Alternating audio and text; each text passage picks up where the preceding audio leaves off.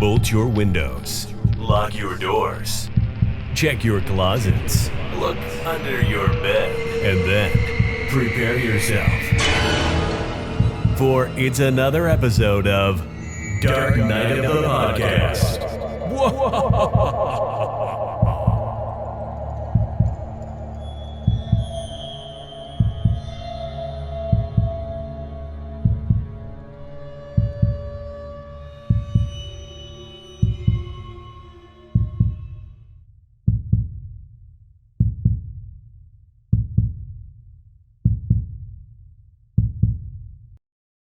Here comes the rain again, falling on my head like a memory, falling on my head like a new emotion.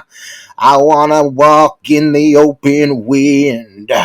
I wanna talk like lovers do. I wanna dive into your ocean. Is it raining with you? So Troy, would you talk to me? Like lovers do. It's all been building up to literally the only reason I insisted on opening with Annie Lennox. Well, there's two reasons. First of all, I watched the Grammys.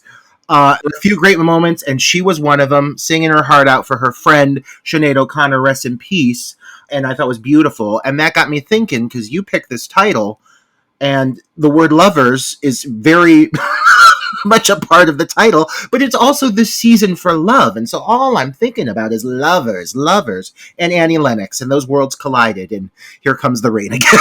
So that is my reason for opening with Annie Lennox. How are you, Troy? I love it. I love some Annie Lennox. I'm very pleased that this movie made you think of "Here Comes the Rain Again." Yeah, because that's a great song. My brain was going all over the place with different love songs that I could have opened with. Perfect choice. And gosh, love is in the fucking air, Roger. Love is in the fucking air for two reasons. One, Valentine's Day. This is Valentine's Day. It's a day for lovers. Lovers, a day for lovers. Troy, you have a lover, I have a lover, and I feel like Valentine's Day it's so much less effective when you're in a relationship. I mean, personally, that's what I take away from it, but I still very much appreciate the sentiment. It's more stressful when you're in a relationship because you have to think about, what do I have to buy this person, or what do I have to give this person on the specific day that a greeting card company made up so they can make a lot of money. So you feel obligated, and it's more stress than what's necessary. Like, I don't fucking know. We just had Christmas. I don't need another fucking holiday where I'm like, oh, what do I have to get this person? What do I have to do? Fuck. Valentine's Day can go fuck itself for all I care. But the good thing about Valentine's Day is it has given us some great holiday themed horror that we have covered in the past, Roger. We've covered My Bloody Valentine, both the remake and the original. We covered Valentine by the very talented Jamie Blanks, who we had on for our Urban Legend episode. And then there's this film that we, Roger, were supposed to cover 2 years ago to the day. Oh my God. Unfortunately, it never worked out because I own the DVD of this film, and 2 years ago this was out of print. You couldn't get it, and I had just assumed that when we announced it that you'd be able to find a version online to watch. And then I know, if I remember correctly, like a friend lent you the VHS tape, and it wouldn't work, and it just became a whole ordeal, and we had to scrap it, unfortunately. We did. It was Zach Schildwachter, my executive producer and co-writer. He let me borrow his VHS of Lover's Lane, and I borrowed a VHS player from my friend because I did not have one at the time, and I just borrowed one, like the only one I could find. My friend's like, yeah, I think I have one. I borrowed it, I hook it up, I put the tape in, and immediately it absolutely destroyed the tape. So in turn, I have thus owed Zach Schildwachter a copy of Lover's Lane, now on a brand new Blu-ray, because it just got that beautiful release recently. I will be getting that for him, but I still have not because I have still not done this review. So finally, his Blu-ray's been ordered, and I am ready. I have experienced Lover's Lane. I can now give my personal opinion on whether or not I fell in love with it. 2 years in the making. So hopefully these 2 years were worth the wait. But yeah, this is we're talking the 2000 slasher flick Lover's Lane, which is perhaps, best known now because it stars the one and only lovely Anna Faris, who has gone on to make quite a name for herself and actually appeared in past episode of one of our episodes, which was May. She was. I mean, I got to say it. Anna Faris is one of my favorite actresses. I dare say actresses in general. I mean, when she hits, she hits. And I can't think of a chick from our generation who has such a knack for just physical humor. Like, I mean, lest we forget, we've never covered it, and I don't know if we ever will, maybe on a Patreon, but you can like horror or not, but Scary Movie, for fans of the genre, like, we get it on another level. You know, we understand those references. They all hit, and because of that, I think we've kind of come to love and treasure and appreciate Anna Faris, because she just went all in with those movies, man. But she can also do true real horror as well. Like, her performance in May is understated and really fantastic. But then you've got her in the Scary Movie franchise, and she just takes that Sidney Prescott character, that Cindy Campbell, and makes her into something that is kind of checking off all the boxes of all these final girls. Like, the references are so great, and she just clearly understands and appreciates the genre to a certain extent. And I appreciate that from her, and I appreciate seeing that, like, she really started her acting journey like appearing in a slasher. That seems so appropriate for her in a way, you know? Yeah, and Roger, I remember seeing this film for the first time back in 2000 before Anna Faris was known. It was a full like year and a half before the Scary Movie came out. And the first time I watched this film, I don't know, there was something about her particular performance. It's not flashy. She has a decent sized role, but she's not prominent. She's not the final girl, but I remember thinking to myself, and if people don't believe me, they can go back and I think on my blog, frightmeter.com, if it's still up, which I don't know if it is, I wrote a review and I specifically stated that this girl, I had a feeling that she was going to become famous. I swear, like, I don't know what it was about her. There's just this charm, this warmth that radiates from this particular character. And then I remember going to see Scary Movie in the theater, like, oh my fucking God, that is the girl from Lover's Lane that I knew was going to make it big. And again, it's nothing like her performance in this film is not like I said, it's not showy, it's not grandstand, it's just very subtle, typical secondary slasher victim, but there's just something about her character. And it could be because she's in the midst of maybe a lot of bland characters, or that she kind of stands out, but I don't know, there was something about her. So I am glad that Lover's Lane was the catapult that allowed her to go on and to have the career she did. And I do think that this film probably would have faded into obscurity, would not have gotten a beautiful Blu-ray transfer if it wasn't for Anna Faris being in the film. Oh, yeah, absolutely. Because I did notice, watching it this time on the Blu-ray transfer, that in the closing credits, they did edit it, which I found very, very interesting. They edited it so that her name is first. It never used to be that way. Her name was never first, because I own the DVD. So they did make that edit to put her name first. I think one big thing to acknowledge with this, and I don't want to beat this topic like a dead horse, but like, I think it's hard to avoid coming into this review, especially it being as indie as it is, because this title is pretty indie. If you're looking for this title and you're at least a casual horror fan, you're curious to see her in this film. And I think the thing that she brings to this film, and honestly to this cast of characters, is a likability factor. Like, overall, there's several characters in this group who make weird choices, poor choices, unlikable choices, and she's presented as a character as what you will come to see is like the cheerleader. Like, you look at her and you instantly think she's going to be played as a bitch, and it's never the case. In fact, it's quite the opposite. And I think it's kind of refreshing that they took such a stereotypical mold for a character, which is the cheerleader, which from the era you think of like Not Another Teen Movie or something like that when you think of those kinds of stereotypes, and she's not that. And it's a choice as well that they put her in a cheerleader outfit, and that is her wardrobe the entire film. So it's really hammered in your mind that this is supposed to be a cheerleader, but yeah, she is so down to earth. She's so friendly. She's not standoffish to any of the other characters. She seems like she can get along with everybody, but we're jumping ahead of ourselves. But because I really don't want to make the film the Anna Faris show, even though I think she's one of the best things about the film. I think there's a tremendous amount about this film to like if you are an 80s slasher fan.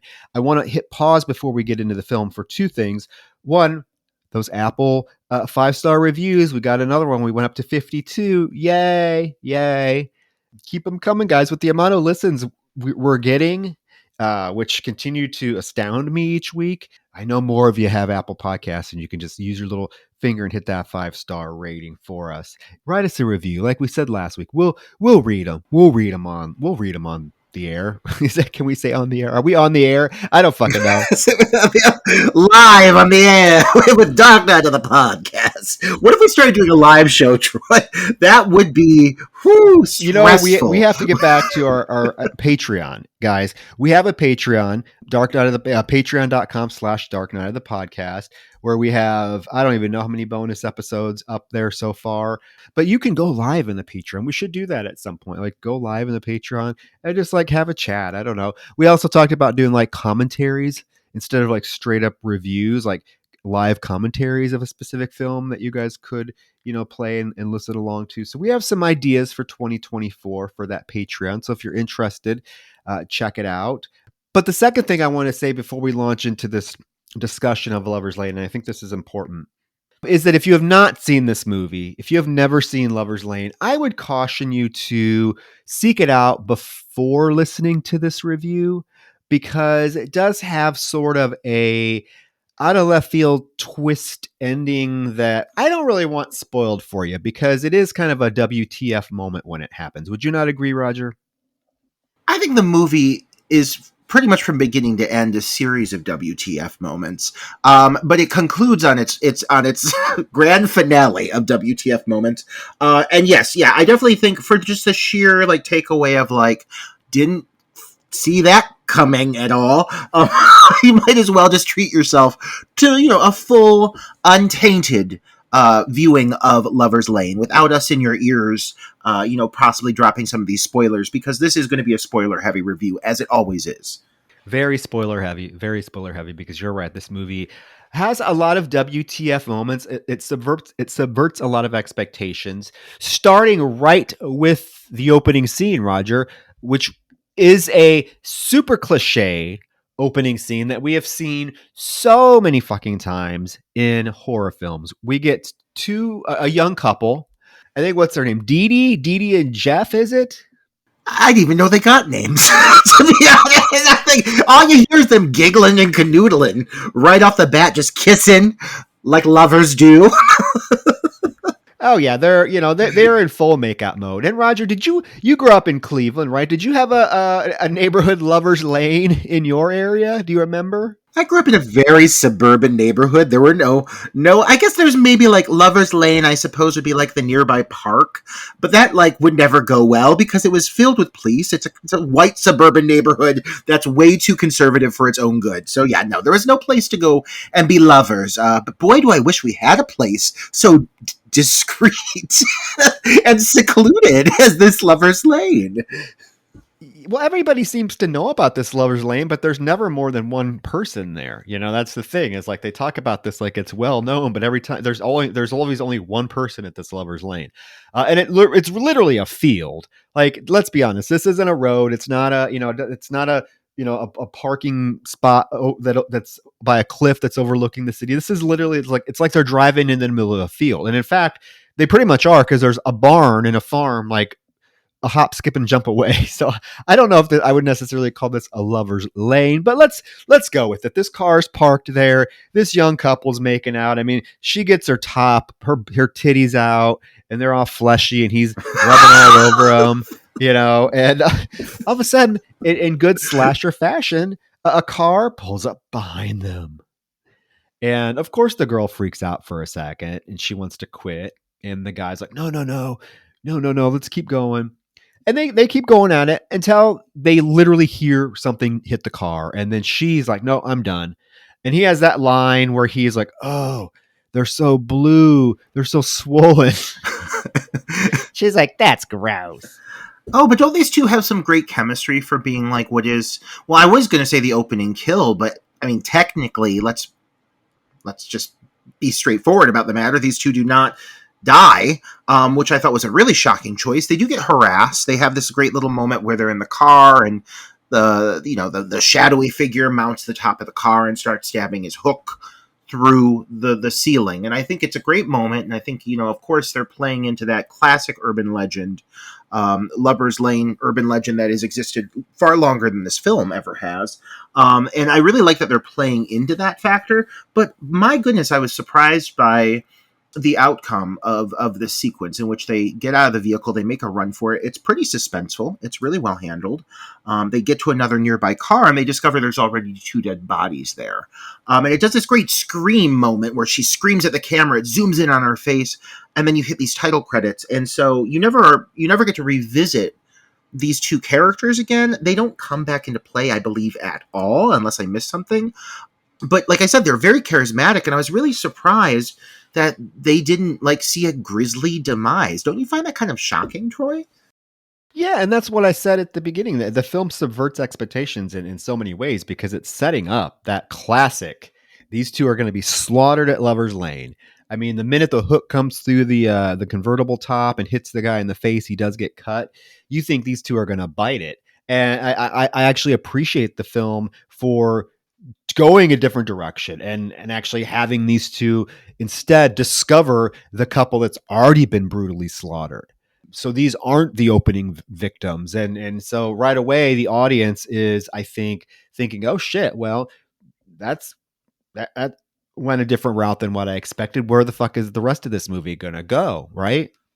Yeah, and it definitely does, for the most part, kind of continue that almost trend in a way over the course of the film. I think it likes to lead the viewer to think like one thing is going to happen, you're going to get one specific outcome, and then instead you have something else happen. And it does throw you, and it is I would say a positive aspect of this film. Like, it is not technically like a by the numbers slasher. It does give you all the key beats.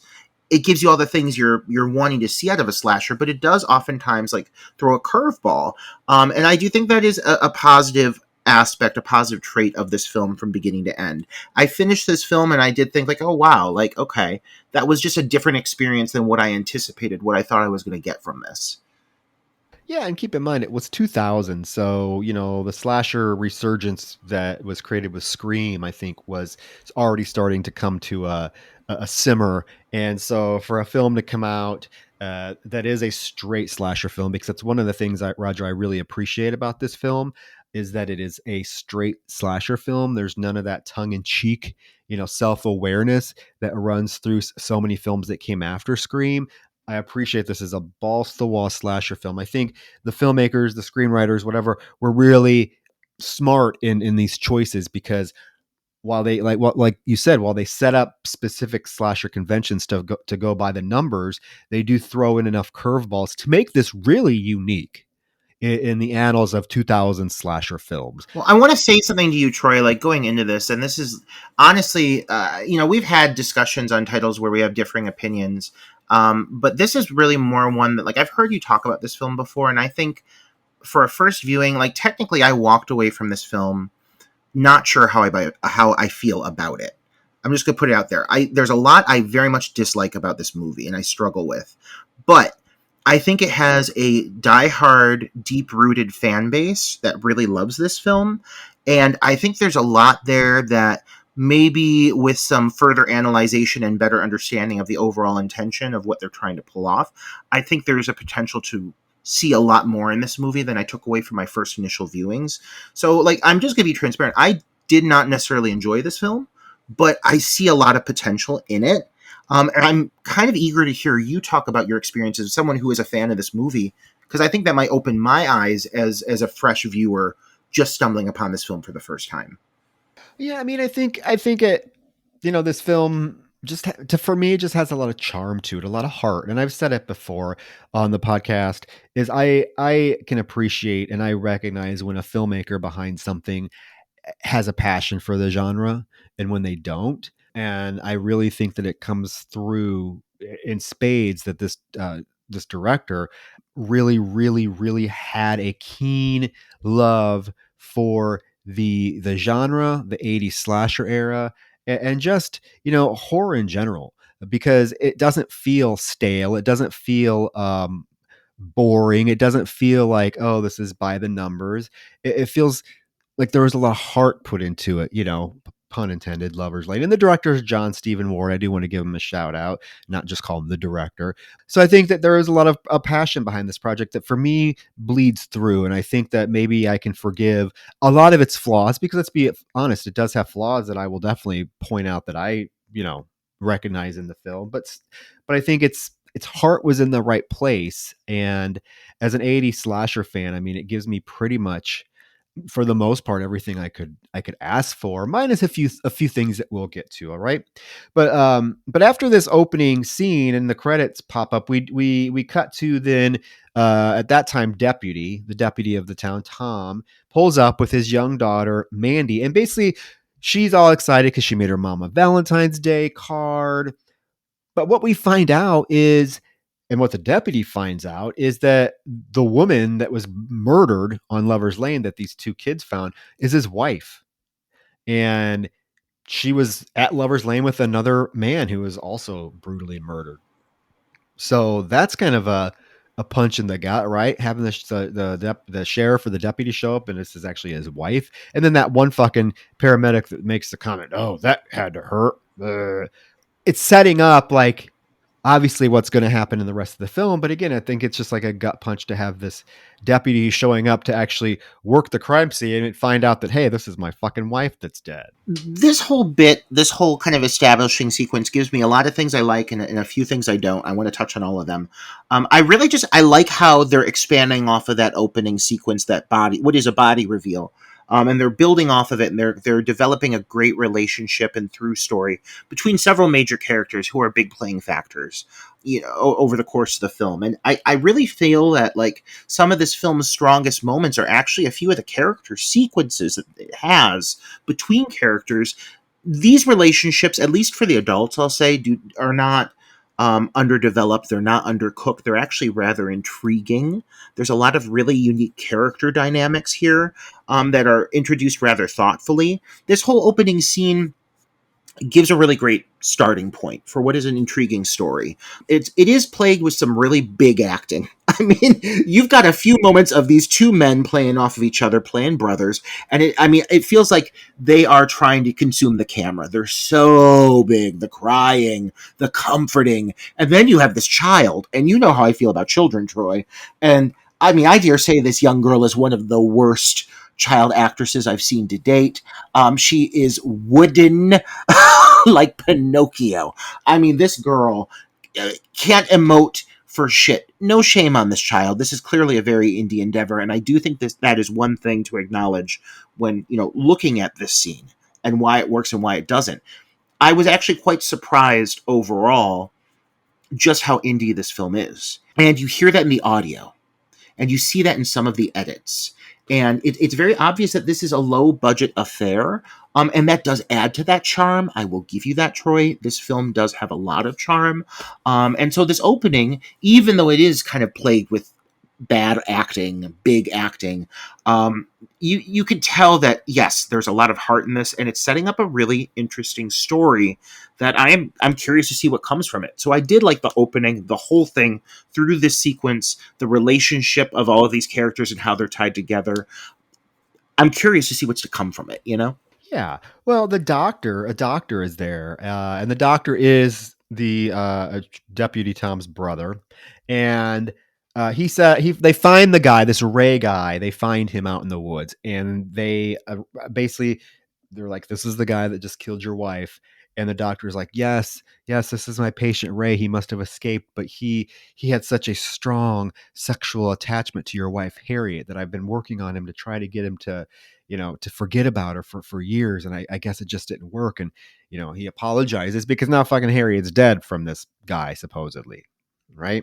Yeah. Yeah. So a lot of reveals are made in this opening scene that are going to then come back into play, because Tom actually realizes that his wife was in the car with uh, Ward Lamson, who his wife is grieving at the ambulance over there, and she kind of glares at him. And then it cuts to present day. So this was 13 years ago. It cuts to present day where we get Michael Lamson, who becomes kind of a main prominent character, shows up to school on his bike with Mandy sitting on the step reading her book. And we learn that Michael's mom, Penny, is Penny Lamson, Ward's wife, the man who was murdered with the sheriff's wife in the opening scene. This introduction to what is now present day being like 1999, I have not seen a cast of characters look more of that era, I think, ever in my life.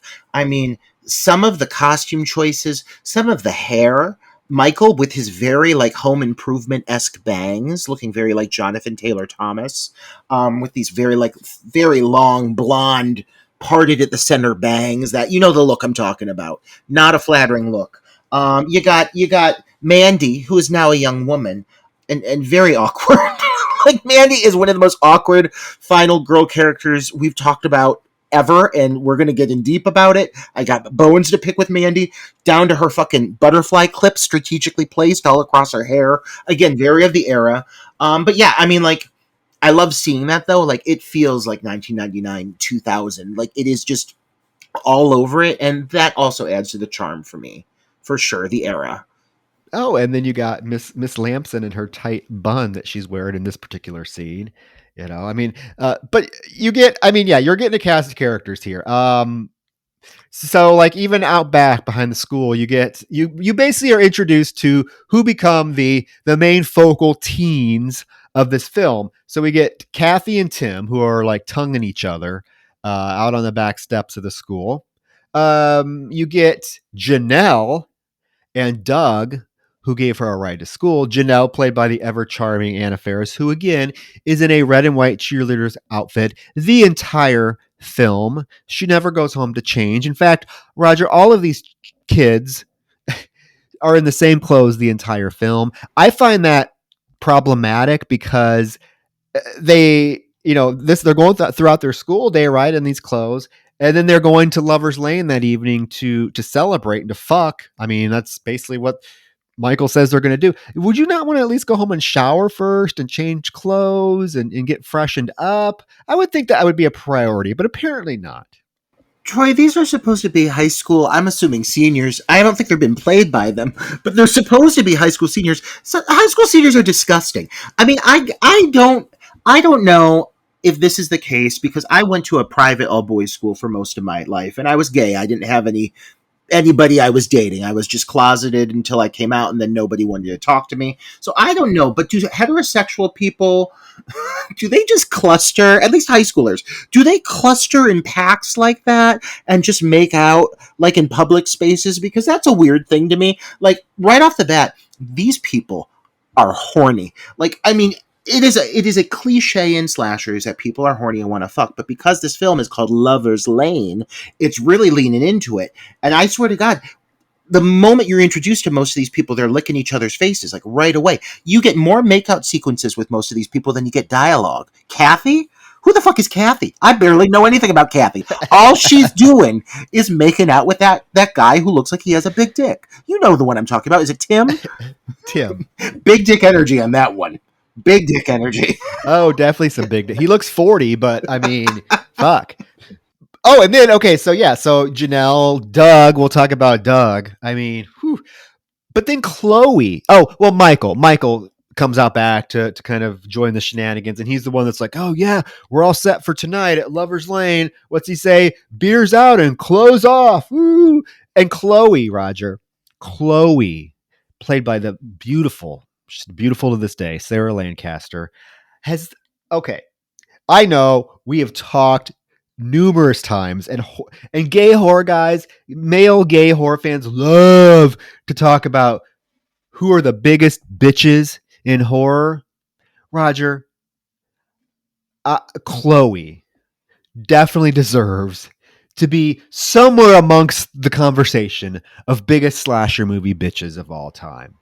Oh, absolutely, Troy. And it's because it's literally the only defining trait that Chloe has. She is blonde and she's a bitch. And that's all there is to it. Irrationally bitchy. Even to the point that they say she has anger problems, which she does. But God, I've never seen somebody who is just such a heinous bitch ever in my life. I really think she may be just the bitchiest person. Even some of the other bitches that we've seen in slashers, Troy, have at least like a redeeming aspect to who they are or seem calculated with their bitchiness. This woman's irrational. This woman this woman physically tries to drown a man in front of people. She's got problems.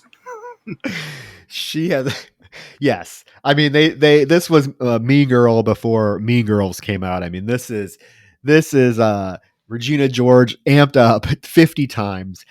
Yes, and you are right, and I have that same note. It's her only character trait. There is not one moment with Chloe, this Chloe character, that is grounded, normal, a sweet conversation. I mean, she is aggressive. She's forcing men to fuck her. I mean, it is this woman. I mean, but goddamn, I love her. I mean, she's on camera. She looks fucking amazing. She has charisma. It's a shame that this character wasn't given more depth because I feel like the actress is definitely capable of really turning in a phenomenal performance if she was just giving more layers to this character. But yeah, I think they just like, you're a bitch. Just that's all you are. Amp it up, amp it up. I mean, because she comes out, she kisses Michael like in front of everybody, like aggressively too. It's not even like a, oh, hi baby. No, she's like, and everyone's looking on, and they go inside because you can tell. I think it's very apparent that nobody likes Chloe, with the exception of one guy we forgot to mention, Bradley. We can't leave out Bradley. Bradley's the only guy that Chloe acknowledges besides Michael when she comes out. Bradley's I mean, dark hair. I guess you're for a high school student. I guess he'd be considered attractive, right? He's definitely hotter than Michael, in my opinion. I Yes. like my guys with like a darker complexion. And this guy is definitely maybe like Italian or Latin. It's very handsome. Do you want to know a little trivia about this man that I think you're Tell going to me. find intriguing? Tell Okay, me. it's Ben Endres. Okay, him and Anna Faris met while filming this movie, and in 2004 they got married. This was Anna Faris's first husband before Chris Pratt.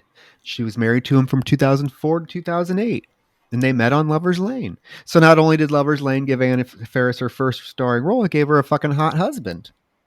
Yeah, I mean, hey, like she's got a trend of guys who look good, but I mean, at least for the one of them are kind of shitty. I've always felt poor Anna Faris when it comes to her love life. God, I mean, I think she'd be so fun to date. I don't know, maybe she's a little crazy, but okay, that makes some sense. He's hot as fuck, in my opinion, and I don't know what it is about him. Maybe it's that he's wearing that classic 1999 Oh, ensemble, which is a sports suit jacket and jacket. jeans. Oh, with jeans and a V-neck T-shirt, my favorite look. But yeah, he works for me. I'll say, like, for the most part, this cast, despite looking very of the era, we've seen uglier casts before.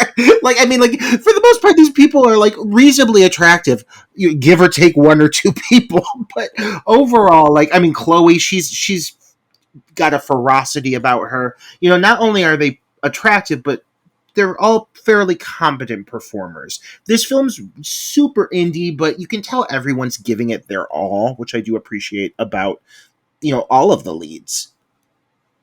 Oh yeah, I don't think there's really a weak performance. Like there's no performance I point to and be like, oh, that's terrible. I mean, some are stronger than others, yes, but overall, I think you can tell. Another thing you can tell about this film is this cast was having fun. Like these teens or 30-year-olds were having a blast with this material, and you can totally tell. Yeah, but like the Bradley characters, he's given a little bit more to do, but I really wish some of these characters were a little bit more fleshed out because it could have been an interesting dynamic. Because Bradley does something here real shitty, I think, that sort of causes a lot of stuff in the film to kind of spiral. Because we don't know him, because we don't know his dynamic with Michael, it's very much seems like they're very friendly at first, but then he turns around and does something really shitty because like when Michael talks about going to Lover's Lane and Chloe comes out and kisses him, she's like, oh, I saw the decorations in the gym. Vomit. We're not going to that dance. And he says, well, that's fine. We can hang out with, the group after, Lover's Lane later. She's like, oh, great, another night with your idiot friends. Oh my god. And she's like, she turns around and leaves. And Michael tells Bradley, he's like, man, I got to break up with that girl. And then fucking Bradley turns around and does something, like I said, super, super, super shitty.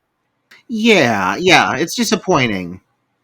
Not before we get a scene at the Newton State Hospital with the doctor, who is now Sheriff Tom. He's sheriff now. That's his brother, right? He works at the state mental hospital, and he's talking to who we find out is Ray, who is the guy who supposedly killed the couple in the opening scene. He is like, I've been trying to get you for years to admit what you did, Ray. And if you just admit it, you would feel so much better. Just admit that you killed that couple because you wanted to do what they were doing. You watched them. You wanted to be them. And if you admit it, you may finally get to break free from this prison. And like we see Ray just stand up, and he has that like plastic hand that's like, what's he gonna do with that? Whatever. A few things with this moment. First of all, the hand. They kept cutting to shots of the hand. It was throwing me off a little bit. But I get it. Obviously, it's making it clear this guy is the man with the hook. Like, let's really make sure the viewers understand that, and they get that across pretty clear. You can tell that they're taking a little bit of inspiration from like a Dr. Loomis Michael Myers relationship here. There's a couple of similarities in a few moments over the course of the film where you can see they're definitely taking influence from Halloween, but it's not absurdly heavy-handed, I feel. But this whole relationship, the fact that now you've learned that is it Jack? Jake? Jack? I think it's Jack. Jack. Yeah, that Jack, the one brother, the fact that he is the doctor to this Ray, it's an interesting dynamic to throw in there on top of what you already learned with him already being the brother to the guy whose wife was murdered. Like on top of that, he is the psychologist or the shrink as well. I don't know. It's a lot to process, I think, at times, but it actually works fairly well, I think, for his character. But yeah, do you sense like a bit of that like kind of Michael Myers Loomis relationship kind of coming through here a little bit? Oh, absolutely. I mean, the setup is the same. He's sitting like in the center of this large empty room, and the doctor's sitting across from him in a chair, staring him down. It's very Halloween like. I definitely get that. They don't explore it as deeply as they do in the Halloween films, which I appreciate because, again, I think this was just kind of a little small nod and homage to Halloween, because this is really the only moment we get of Jack and Ray together is this one little scene, and it ends with Ray standing up like he's going to attack the doctor, and like the doctor realizes he's not getting anywhere with Ray, and he like leaves the room. That's really all you get between their relationship, but it does set up a lot of layers and potential conflicts based on what happens here in a little bit. The audience, like I said, we don't know. We're assuming as the audience that Ray is the bad guy. So when he inevitably escapes, which he does here in a little bit, we think he is definitely going after Jack, Chloe, and again, the film though throws in so many curveballs that it ends up not going any way that the audience think it's going to go. And again, I think that's another thing I can sort of appreciate about the film, because you think you might be able to predict what's going to happen. And I guess for the most part you can, but I really feel you're going to be surprised at some of the outcomes in the film. So now we cut back to the group of teens who are chit-chatting around the school's indoor pool. And they're just talking about Michael, swim for the swim team. Why isn't he practicing? Just typical stuff.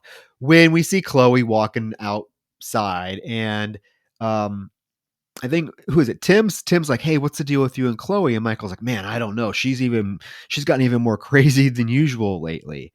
And this is when we cut back outside, where Chloe walks up to handsome Brad, who's sitting by himself at a picnic table. And she's like, hi, Bradley. He's like, oh, hi, Chloe. Oh, I'm so sorry about the bad news. She's like, well, what are you talking about? He says, oh, Michael dumping you. I'm like, fuck, why would you do that? Like, he knew exactly what he was doing. He knew exactly what it is. But this bitch gets into a rage, Roger. A rage. I like this rage. I like this moment. Um, the indie comes through at times with this movie, and I speak of it fondly when I say that because, again, I really think this was probably a very small budget affair. But there's a few moments, and I notice a lot of them are with Anna Faris, with Janelle. It almost feels like the director would be like, okay, just start like having a conversation, and when I say action, like then you'll start your dialogue. But like, just like improvise like some dialogue going into it. It feels like sometimes you've got characters coming in and like like this moment where she introduces herself to Maddie, it seems very uncomfortable. Like she just walks up, she's like, "Hi, I'm Janelle." And Maddie's like, "Hi," and she's like, "Oh, congratulations on making the cheerleading squad." She's like, "Yeah, thanks. I just moved here." Like it seems so like paper thin. Like these interactions start off really clunky and awkward, and then it often leads into like a big moment. Like you've got this sequence where Chloe comes storming through, and they like whip over and watch as she goes ahead and fucking tackles Michael and lunges him into the goddamn swimming pool. And that whole moment is great. But every once in a while there's these little bits and pieces that feel like almost like they just kind of were like, all right, just roll it. We'll like get whatever we get and we'll just go with it. Like it almost feels like they're like improvising some of it. Do you kind of get what I'm talking about? Do you sense that at all? I mean, I feel like some of the dialogue is definitely paper thin, but I feel like there's this very specific reason that Janelle introduces herself to Mandy. It's so that she can ask Mandy about Michael, because she specifically, after she introduces herself, she's like, "Oh, what can I ask you what you know about Michael Lamson?" And Mandy says, "Well, nothing. We try to avoid each other." So I think it's a specific reason why she go. But you're right. The dialogue is kind of really paper thin. Like she just walks up, hi, I'm Janelle Bay. Oh, hi, I'm Mandy Anderson. Oh, you just moved here. Yeah, congratulations on making this team. Oh, yeah, but what do you know about Michael Lamson? Oh, we try to avoid each other. We don't get along. But it also then reveals to us that obviously there's a tension between Mandy and Michael as well, which Is key. is key. I don't really find that it necessarily makes a lot of sense, but whatever. We have to say everyone treats this Mandy like she's I mean, nobody's nice to this Mandy, with the exception of Janelle, but everyone treats her like she has the plague. I mean, she's not I guess it's a case of, you have movies like She's All That and all this stuff where if you throw glasses on a girl, it immediately makes her unattractive, right? She can be the hottest girl in the world. You throw glasses on her, she's obviously, and put some butterfly clips in her hair. Apparently, she's the homeliest thing ever to exist. I think that's what they were trying to do with this girl, but she's not unattractive. She's not homely at all. But everyone's treating her like she is like literally the most disgusting thing you would ever see on the face of the earth. I feel like out of all of the characters, Mandy's character is handled the worst. It's so weird because when the movie starts, like you can tell she's going to be a very important, pivotal aspect of the film. Honestly, I mean, she technically is the final girl, but she's treated almost like an afterthought for a good chunk of the movie. Like she comes and she goes, like she's the same girl as the opening sequence because she has the same name, but she's definitely just not explored anywhere nearly as much as like the core group of teens and their trials and tribulations and what they're dealing with, and this whole thing that's coming up with Chloe getting pissed off about the whole quote unquote breakup with Michael. And I just feel like Mandy gets caught up like in in the smoke of all of it. She gets left behind. You know what I mean? Like her character just seems almost like she's just really kind of disposable up until you get some big revelations about her. But that's like halfway into the film. I just wish she was a little more prominent. Mandy is probably my least favorite part of the film, although without her, you would get Michael as being kind of the final hero. And I also have issues with the Michael character as well, because like we talk about with Chloe, I do feel like this Michael character is also maybe a little like one dimensional. Like he has one inflection to his personality, one inflection to his voice. Well, I appreciate that they don't go like the full dumb blonde jock with him. I just don't find him that engaging of a character. So pair him with Mandy, who again, kind of a dour character, isn't given a lot to do. The film is really trying to paint her as being like your typical like Laurie Strode introvert. Like the first time we see her, remember she's sitting there reading a book by herself. I just feel like one of the weaknesses of the film is you give us kind of two weak protagonists that carry or are supposed to carry the entire film, because they end up being the two survivors, and I find them to be possibly the two least interesting characters of the bunch. They really are. Like they are like look watching paint dry, honestly. Like even when they start to like pick it up at the end of the movie, like I mean at least they get involved in the action of all of it, but they're both very obnoxious, and especially fucking Mandy. I mean, like she starts off, at least she's like not a complete like damsel in distress, but as the movie goes on, she suddenly like crumbles into this just fucking like whiny, obnoxious, squealing, just shrieking like banshee woman. Like she's just very annoying. And I really did want to like her more. I mean, she's not the worst final girl I've ever seen. We've discussed that before. But she's pretty close to the top of that list, I would say. And she has that really shrill shriek that she does that gets really annoying. Yeah, she's definitely not my favorite. I will totally give you that. These two, the Michael and Mandy combination of the survivors, is perhaps the worst part of the film, and one of the more predictable elements of it in a film that gives us a little bit of surprise and a little curveball thrown in. I wish they would have thrown a curveball and killed her off or killed him off or did something so we had something else that kind of survived the film, because I did like the way that they were sort of setting up, the adults to sort of be the final girl and final boy, and that just really doesn't go that route, which that could have been interesting. But we will get there, because we were glossing over Chloe literally trying to drown Michael in front of everybody in the school pool. How dare we just overlook this major moment? I mean, she's holding his head underwater. She is trying to kill him. It's a big to do, and I mean everybody seems pretty chill about it. But like, girl is clearly trying to commit an act of murder, and the teacher finally comes over, and clearly then it cuts to them sitting waiting in the principal's office. But yeah, I mean, she's really getting physical with him. Like she's trying to drag him underwater, and I think you almost think at first like you're kind of like laughing along with it, and then you're like, oh wow, are they really overplaying this? But I think it's very important to take away from her character, and when you see this, that this girl genuinely has anger issues, and it's mentioned in the scene coming up here. But I do like that they go as big as they do with this sequence. That would not fly today in 2024. No, no. I mean, and the fact that her dad is acting so casual about it, and the fact that it is quite shocking. But I guess it makes sense based on what's revealed in the film. But it also shows us that this girl can't handle rejection. Like, because the reason she attacks him, she's like, nobody breaks up with me. So, like, if you break up with her, you're going to be murdered. Is that what we're gathering? I don't know. It's all real weird, and like it continues to be weird because her dad, Jack, shows up to the principal's office. Remember, Michael's mom is the principal, so Jack should have known this wasn't going to end well for his daughter. And then Sheriff Tom, is in the office too, and so it's all real awkward because, of course, Sheriff Tom and Penny, Principal Penny, have this history together because their husbands and wives were cheating on them with each other. It's all real weird.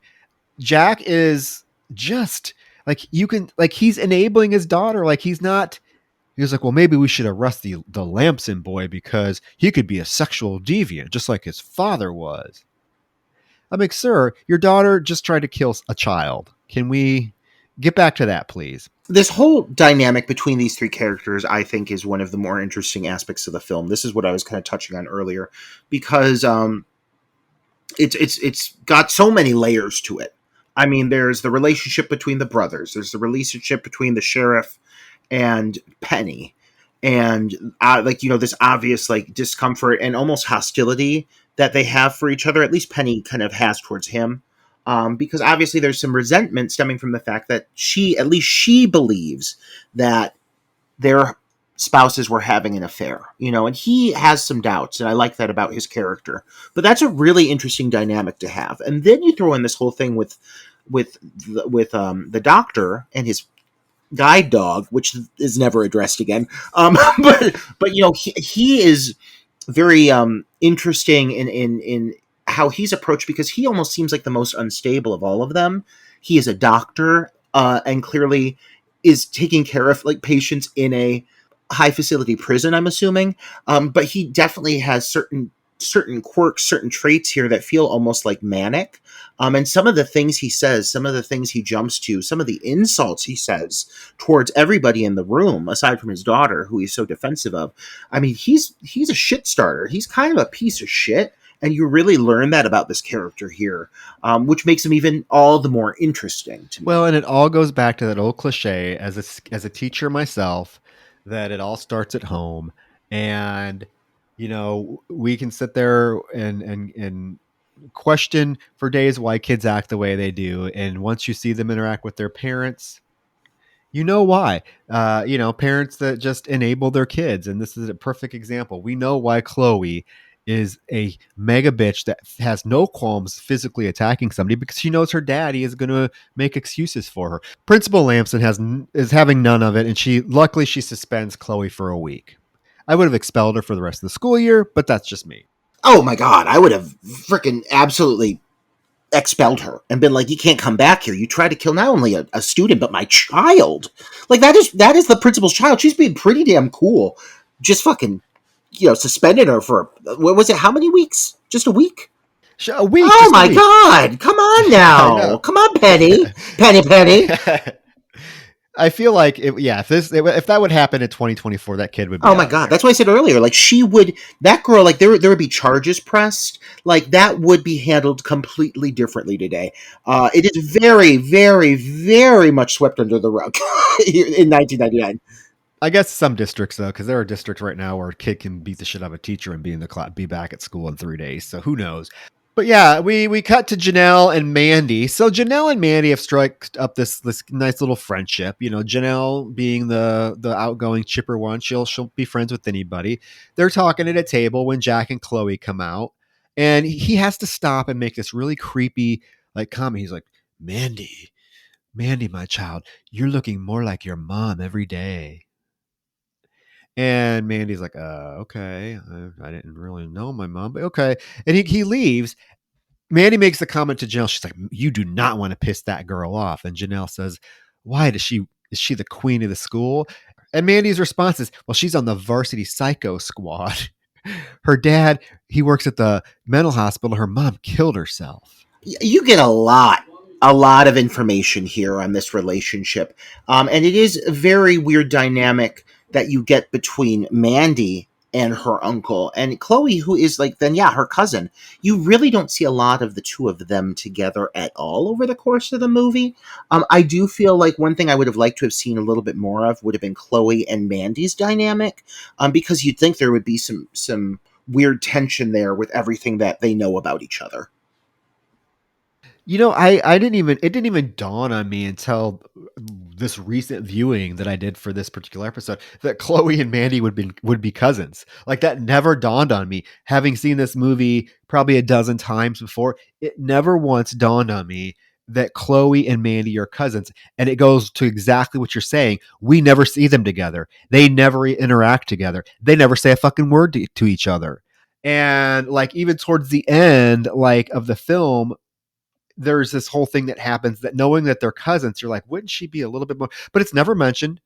So it's really weird that they did not explore that dynamic, because when Chloe walks out, she kind of just glances, she acts like she really doesn't even know them.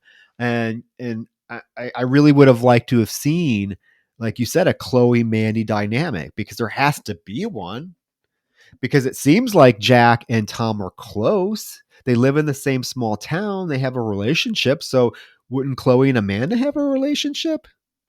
Yeah, there's a lot of different things here that I think go underexplored. I think the adults, for the most part, get most of this kind of character development, which in some aspects I actually appreciate, because I do think they are oftentimes the more competent actors. But there are a lot of relationships amongst the teens that I think should have been explored more thoroughly and would have really enhanced the story. But overall, like, how long is this movie? It's like an hour and 27 minutes. Like, I can't imagine jamming more story into this film than is already there. I mean, it is a pretty convoluted story when you think about all of it. Oh, it gets really convoluted and it gets really icky when you realize what's going on for real. I mean, it's actually quite ballsy, I think. But yeah, so we get a little moment of Penny dropping Michael off at home, and she's grounded him because of his interaction with Chloe. But I'm like wondering why would he get grounded? He did nothing. Like Michael did nothing to deserve to get grounded. He did nothing. Like he was attacked. Don't get me started, Troy, on how fucking Penny handles this. This poor guy, not only did he get attacked, but he shared a piece of information with his friend, confiding in him because he's scared of this girl for good reason. She's trying to kill him. And so then that guy manipulated the situation to cause him to get attacked, and he's being fucking grounded. If I was Michael, I would be having something to say about this. But here's the thing, and it goes back to like this Michael character. He's all chipper. He's all smiles. Like that's his whole demeanor through this whole film is just kind of like, I'm going to smile it off. I'm going to make, I mean, dude, why wouldn't you not tell your mother you did nothing? Like I was literally standing talking to my friends and this crazy bitch threw me in the pool. No, I'm not grounded. Sorry, mom. That's not how this is going to work. No, he's all chipper about it. He's like, okay. Although I guess he does sneak out of the house, but whatever. He's much too happy about being grounded for something he didn't do. And I don't understand her motivation even with grounding him. Like I understand maybe she's coming into it like I'm having to play principal because I am the principal, so I can't play favorites, and I don't know the ins and outs of what happened. So I could see her being like, okay, I have to do something here to crack down. But for her to like take him home and be like, you're grounded. Like, girl, like you already know what a fucking shit show this Chloe is. You see everything behind the scenes. You're the fucking principal. You, more than anybody, knows what's going on here. I think that's kind of shitty to put this on your sweet son with his Jonathan Taylor Thomas bangs. Yeah. But he goes inside, he eats some corn chips, and he's fine. At the hospital, Jack is there doing the books, doing some paperwork, and he has, I don't know, I find this odd. This is the first thing that's kind of odd to me is his I guess it would be his sister-in-law, right? Yeah, Tom's wife would have been his sister-in-law. His sister-in-law was brutally butchered by this madman with a hook, and on his desk, he has the hook in a fucking glass jar. What? This is the murder weapon that ripped your fucking sister-in-law's throat out. Why is it on your desk? Is what I want to know. There's truly a series of things happening around this point in the movie that I cannot grasp my head around it. I can't understand some of the choices that are being made. First issue, hook in a jar. I don't understand. Why is he like celebrating his successes of like capturing this guy? Is that like his like he looks at it like a fucking like moose head up on a fucking like wall like you do when you fucking like shoot something? Is that like his way of celebrating that he has this guy fucking imprisoned? I don't know. That doesn't make sense. It's clearly there just so it can be taken. But then also you've got this other thing where like he goes downstairs, he finds out there's an alarm going off, things get real dramatic. He runs downstairs. He finds a scene where it's clear that Ray has killed an orderly and escaped. And okay, that's fine. Honestly, I'm a little baffled by that choice when I learn what I learn as the movie progresses. I don't know if it makes sense that Ray would do this, but okay. And then on the wall, in blood, and I mean, it had to take some time for him to do this, to execute this, because in big letters, he has painted "Prison food sucks" on the wall. And I'm confused by this. I almost wonder if, in a way, if like, did Jack like set this up? Was this a plot? Was this a plan? Not to like lean into spoiler territory. I know we're not there yet. But it just seems if that's his motivation for escaping, like, come on now. Like, is that really Ray's motivation for breaking out? Is because the food sucks? Because I hope so. Honestly, if that is really the reason for this guy busting out, I get it. Like, I like food. And if that food is not good and that's all I've got, I'd be breaking out too, Ray. But it doesn't make any sense if that's the reason why he broke out, because he does go to Lover's Lane. I mean, he is there. It's not like he breaks out and runs and goes to a fucking, Golden Corral or something for a good meal. He actually goes to Lover's Lane. So I don't know. This is one, honestly, Roger, this is one choice in the film that has always baffled me. Of all the things that this guy, based on how convoluted this plot is, could have written on the wall, why is it prison food sucks?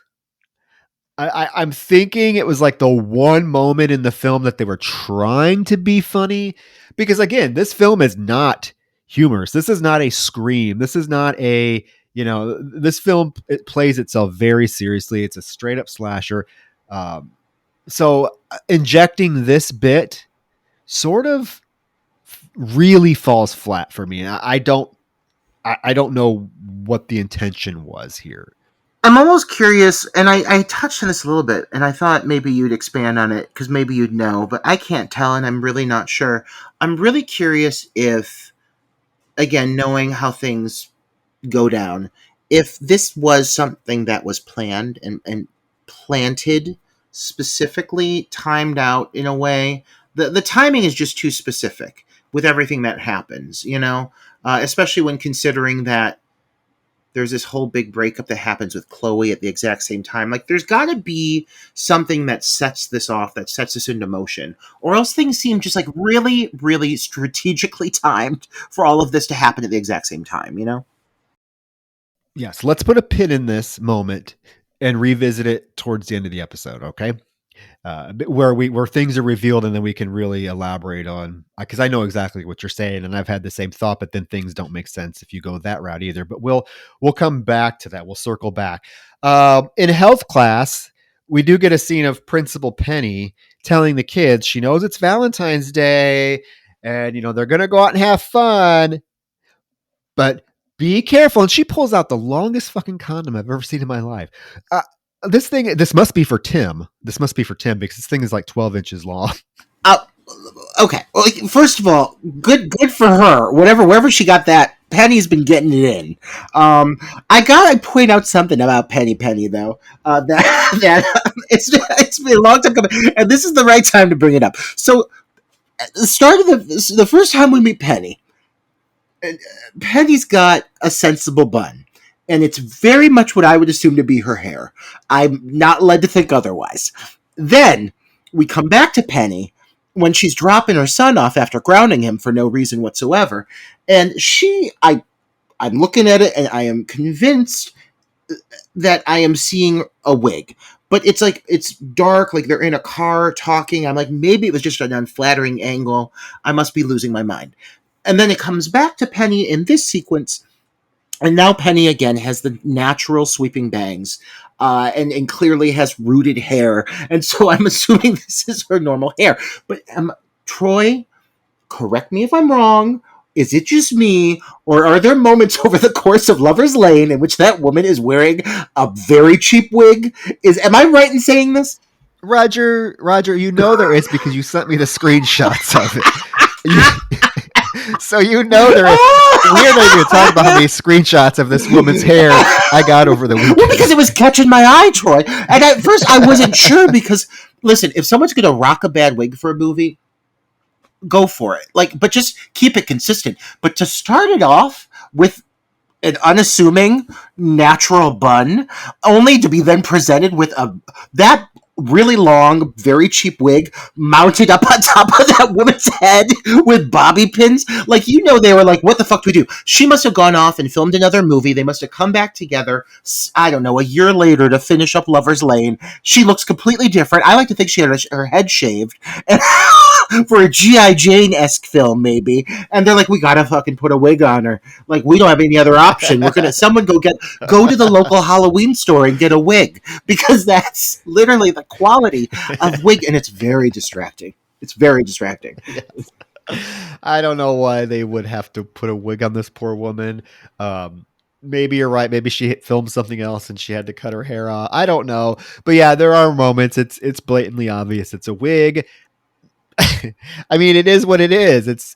But maybe that's supposed to be the character. You know, she's a dowdy middle-aged principal. Maybe she just likes to don different wigs for different occasions. I mean, she has her condom to the health class wig. She has her bowling alley punching a woman wig. I mean, she has all kinds of wigs that she. What?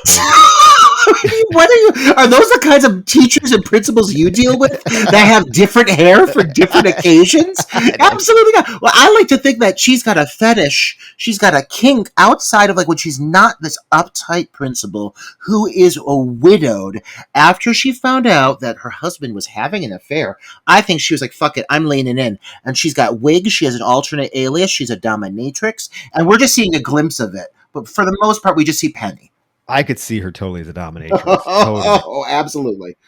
But or after she pulls out that condom, Sheriff Tom comes into the classroom, pulls her aside, and all he has to say to her is, "He's out."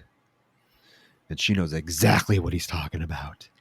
Michael's on the phone at home with him, and assuming it's Tim, talking about, "Oh, you got to pick me up. Oh, yeah, that was crazy what happened with me at Janelle at school, but I'm grounded. But yeah, you're still going to pick me up because you're not going to leave me hanging. I'll get out." And then his mom pulls up.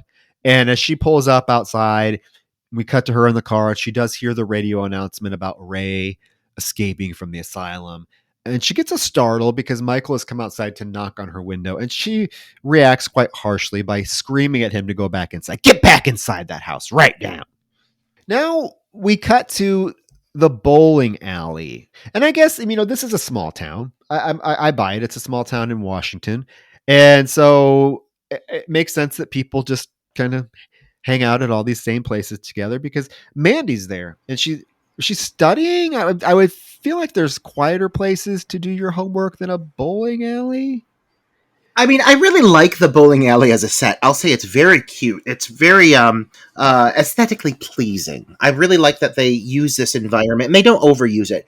But yes, it does feel kind of weird that she's there, especially knowing that I don't think any of these people like her. Well, aside from sweet Janelle, who seriously is just there to be pleasant. That's all she's got. But hey, at least she's fucking likable. And she's instantly like running to Mandy's defense, sticking up for her, barely knows her, just introduced herself to her literally earlier that day, knows nothing about this girl, but she's quick to run to her defense and be like, "Oh, I like her. She's my friend." Well, Janelle is there. Janelle is at this bowling alley. Oh, Janelle's there. Kathy's there. Tim's. They're bowling. Janelle, none of them have changed clothes. Janelle is still in that damn cheerleader's outfit, throwing that goddamn bowl down the alley. When Doug comes into the group and tells them the hook is out, "You know the hook?" And like, "Yeah." Janelle's like, "Yeah, I know that story. Yeah." In that lovely, unmistakable Anna Faris voice that only she can do. I like this little interaction. She's like, "Yeah, I know that story. Yeah, my cousin told me that. Oh yeah, yeah." I'm like, oh, there's Anna Faris we know and love. I've tried to master Anna Faris's voice. Let me see if I can get it. "Oh, wow." You have on the. Have I done this before on this podcast? I have. Wow. No, she's real nice. Like, she's just so, like, breathy. And, like, the thing is that I like about Anna Faris is even when she's not, like, trying to do comedy, she still naturally just has that like factor about her that's just like, okay, like she's just, I don't know, she's always quirky. There's always a quirkiness to her, even in her most serious roles, that helps her stand out. And it's these moments that does make her rise above the rest of the cast. Because truthfully, Janelle, when you think about it, Janelle almost feels like she was written in last minute. Like, Janelle does not have much of a purpose at all. But because she's so endearing and so fun in this role, she does absolutely stand out in these scenes. I definitely feel that. I feel like maybe like the filmmakers had this film cast. There was no Janelle character in the original script. And somehow because Anna Faris, I believe, correct me if I'm wrong. I could be wrong. I could look it up, but I'm not going to. I think she is from Washington. Is she from Seattle? I think she's from Seattle. Here, I'm doing a little bit of in real-time research because I don't like to be wrong, and I don't want somebody to come for me and be like, no, she's from Kentucky. I don't fucking know. Oh, she's born in Baltimore, Maryland, but she grew up in Edmonds, Washington, Roger. Okay, so this makes sense because this film was filmed in Washington. Heavily Washington cast. I feel like the filmmakers are from Washington. So I guarantee you, like, they saw Anna Faris perform like at a local play or something. Like, we have to get this girl in this film. Yeah, and they just like created this Janelle character just for Anna Faris to play. Because you're right, there's really no purpose for her to be in this film. Like, she's kind of like the odd duck out because she really doesn't have like a date that she's going to Lover's Lane with. She feigned some interest in Michael, but I guarantee you that they came across Anna Faris, or it was a late audition or something. Like, God damn, we have to have her. I honestly feel like that might have been the case because really, when you like look at overall like how she influences the story, she could have easily been written out, you know. So I almost feel like they found a way to piece her into it. Like even the moment where she introduced herself to Mandy, like when I mentioned how the dialogue felt really stiff, and it literally feels like that could have just been a moment of Chloe walking into the room and pushing him into the pool, and they added that little moment in with her. And I was really thinking, like, did they just add this so that she could have this extra kind of moment? Because other than that, she serves no purpose to the story at all. She's just really fun. And I feel like they had this cheerleading outfit laying around, and they didn't want to spend the extra money on a costume for it. And they're like, "Here, just throw this on and wear this, wear this the whole movie. We'll just say you're a cheerleader." Yeah, it's real odd, but I'm glad, Roger. I'm glad she's in the film because she is one of the best things about it. She is definitely natural, charismatic. She gets perhaps the best death scene, even though it's the most undeserved and cruelest death scene of the film. Wait, don't even get me started on that. Whew, when we get there. But yeah, so Dougie tells the group that the hook is out and that he left a note at the asylum saying that he was going to meet them at the kegger tonight. Wah. He's just joking. But poor Mandy is listening to this. And, her mother was killed by this guy. So obviously she is not too kind to him joking around about it in such a public way. Now, this scene, Roger, coming up at the Triple X root beer stand, where one of the deputies is watching Chloe and Brad make out. Now Chloe has, even though she's, attacked Michael for breaking up, now she's totally into Bradley. I can see why, but it's revealed through this right now that Bradley knew exactly what he was doing. He wanted some of this Chloe puss, and that's why he caused the whole tension between Michael and Chloe. He knew what he was doing. But now Chloe is all over him in this restaurant. She is literally on top of him, riding him. Like, I mean, they are making out hot and heavy. This deputy is over there licking his lips, almost orgasming himself. When the sheriff shows up, keep in mind, Sheriff Tom, Chloe is his niece, right? Well, first of all, I'm sorry. If that was my niece, and I walked into a fucking public root beer stand, I would be over there at that table being like, no, you get your ass off him and get the hell out of here. You are not embarrassing me. They both are like watching her, and the deputy is like, oh, I wish I was her dad. And Tom's like, well, why do you wish you were Jack? Oh, because I could spank her when she got home. This girl is 17 years old. This is problematic. This deputy is oogling and orgasming and sexually thinking about getting aroused by a 17-year-old girl. I feel like, and the sheriff is right there. I feel like this is super problematic. Super problematic. And you know who I fucking feel bad for? The couple sitting directly next to Chloe and Bradley, because there is a pleasant couple sitting there trying to order their meal, and literally Chloe is mounting atop this man, sucking his face off, and even Bradley looks like, oh my god, like this is way more than I signed up for. Like she looks like she's about to eat his fucking face off. And it is very uncomfortable. This whole character of this like deputy also feels very useless and yes, very skeezy, which I guess like makes sense because he is like a day player, as you will come to find out. But what really stands out here is the relationship and the overall approach that the sheriff has when he walks into the scenario. Because you're right, again, this would be his niece, and that fact aside, like this kind of public display of indecency, like, I'm sorry, but if I was sitting in that restaurant, I would be like, sheriff, can you have those two fucking sluts removed? Like, I'm trying to eat my goddamn waffles over here right in front of my salad. Absolutely not. But that deputy seems all about it, and if that's the kind of law that they have in this small bumfuck town, I mean, I would be worried. No wonder so much shit has gone awry here. Yeah, it's baffling that the sheriff is just allowing this deputy to literally oogle his 17-year-old niece. But as he's leaving, Tom gets up and he just leaves. Actually leaves the deputy there to oogle out this poor waitress who has to bend over and pick something up. Everyone is so fucking horny in this film, including the adult deputies. I mean, this guy is ready to just shoot his load right there in the fucking restaurant, watching Mandy watching Chloe and watching this poor waitress just doing her goddamn job. But outside, he runs into Mandy, who now, so she leaves the bowling alley to come to the root beer stand to study. I don't know, Mandy, make up your fucking mind. But as she's there, the group shows up and they make some mean comments about Mandy. And that's when Janelle's like, I don't know why you're so mean to her. She's really nice. They're just being cunts. Everybody in this film is a fucking cunt to a certain extent. I mean, there's a lot of, we talked earlier about how endearing and charming some of these characters are. No. Upon further analysis, these people are all kind of shitty. Like, they're all doing shitty things. Aside from poor Janelle, only one who's being nice to people. And she gets the worst of it for being the nice one. She definitely does. Yeah. At Michael's house, he overhears his mom talking on the phone with her mom about being like worried. And his mom's like, no, he's not going to come here. He's probably long gone.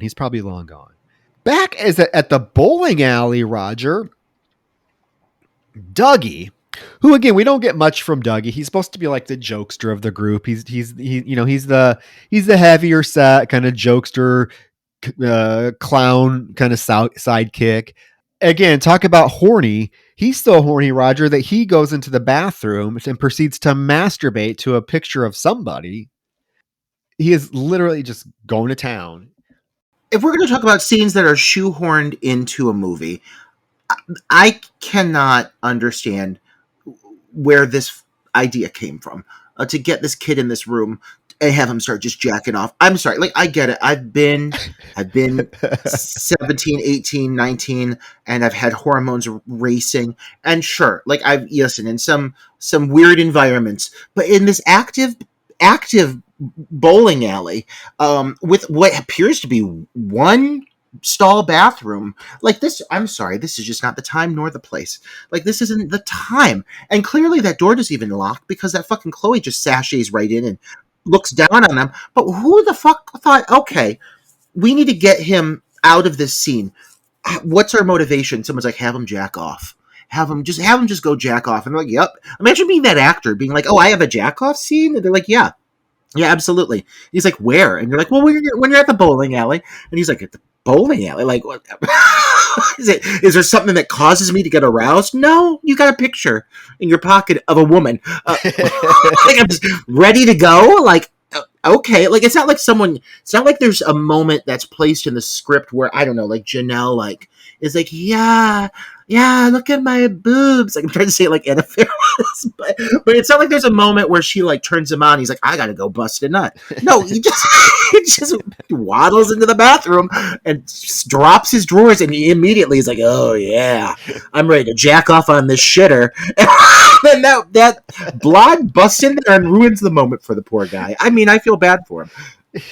Yeah, Chloe looking over the stall at him, and she's like, don't worry, I'm not interested in what you're doing. I just need you to make sure that Michael finds me and Bradley at Lover's Lane later. Like, what a specific instruction to grant. Like, would you not ask more questions? Like, well, why am I going up there? And she does threaten him, doesn't she? What does she say? I don't know if she threatens him. I can't remember specifically what she says. I just know that she says, make sure Michael finds me and Bradley at Lover's Lane. And maybe he does like rebuff, and she's like, or I'll tell everybody that I don't know, maybe she threatens to tell everybody that she caught him jacking off in the bathroom. I mean, I don't even know. I can't remember. I would think that if I was his friend, though, because again, shitty people doing shitty things. First Bradley, now you got fucking Dougie. And she's just like, yep, make sure he gets to Lover's Lane. He's like, all right, let me just finish jacking off and then I'll fucking drive him on up there. But yeah, I mean, I guess I would want a little more like, a little bit of more fight from him, a little more questioning her. Like, I mean, she's been a fucking bitch this whole time. Like, wouldn't you be like, why?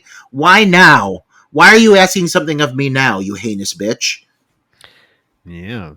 Well, Brad is leaving the bowling alley or the restaurant, wherever the fuck they are. I can't keep track. And he runs into Tim, who's sitting on his car. And Tim does ask him, "What the fuck are you doing?" Like with Chloe. That's Michael's girl. And Bradley smugly says, he's like, "Not anymore." Like, fuck you. Oh my god, yeah, so shitty, man. Like, how did Bradley get so shitty? I don't know, because Michael seems like he's a good guy. Like he's boring as fuck, but he does seem like he's a nice, good guy. Like because you want, like, why would you want Chloe knowing what a fucking nutcase she is, knowing what she's done to your supposedly good friend Michael and how she's acted in the relationship and been a fucking nutcase. Now, why would you want to fuck her? Like, I don't get it. I don't get it. He's just a shitty person. So Dougie is done. I'm assuming he's done masturbating.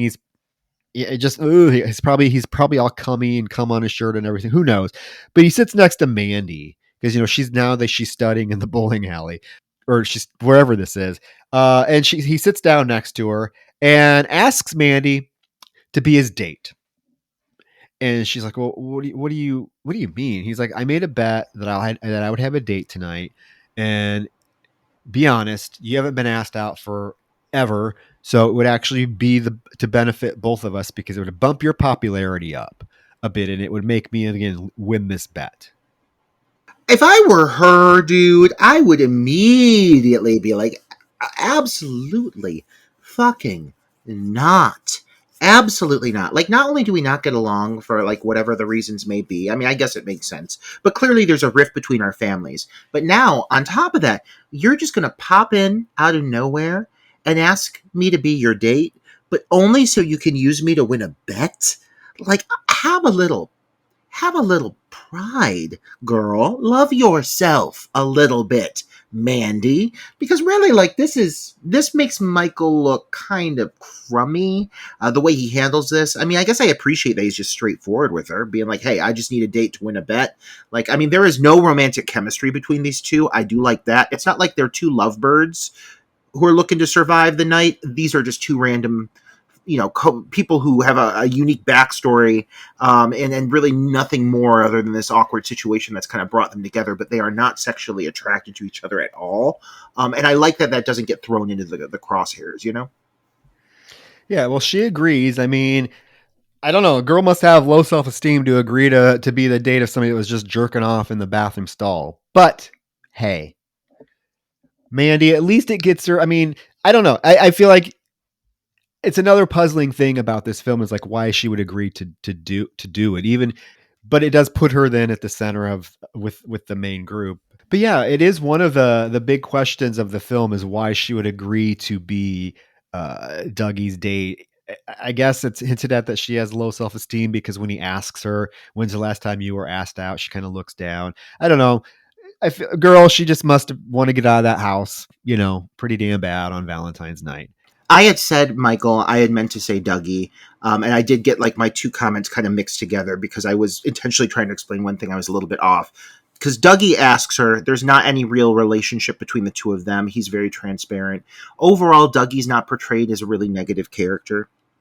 He's reasonably likable, even in that he agrees to help Chloe. He's still like part of the group. He doesn't seem to be all that shitty.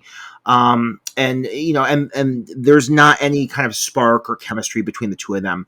And the same thing with Michael. That's kind of what I was saying with the overall relationship that Mandy has with all of the male characters. Like, she could have had like a Sidney Prescott-esque structured relationship with one of these guys, or a fledgling romance. They could have tried to kind of force that into the story for her. I really just like the fact that she doesn't have any romantic ties to any of the guys at all. Dougie or Michael, any of the guys. She's kind of just on her own, and that does make her seem a little more independent, I guess. Yeah, and I do like that. I do like that her relationship with Michael definitely evolves by the end of the film. Where I don't think it's romantic by any means, but they become protective of each other. I think it's more along the lines of a just like a strong friendship. They're experiencing this trauma together, so they do kind of bond, and you can imagine it by the end of the film that they are going to be important parts of each other's lives, not in a romantic way. So now we cut to Michael. He's in bed. His mom comes in to say goodnight to him. And he asks his mom blatantly, "Is there something going on I should know about?" And she's like, "Yeah, Michael, there's something I should have told you about your father a long time ago." And Michael gets this big beaming smile on his face. His eyes light up, literally. And she recognizes this. And you can tell she just cannot bring herself to say anything negative about his father. So all she says is, "He would have been really proud of you." And he's like, "Oh, thank you." And she says goodnight and leaves the room. And he immediately gets out of bed, fully dressed, and fucking jumps out the window. The wig's been distracting up to this point, but boy, oh boy, when that hair comes down, just know it, guys. Get prepared. This wig it's bad. It's real bad. Chloe makes Brad stop at a gas station for some reason.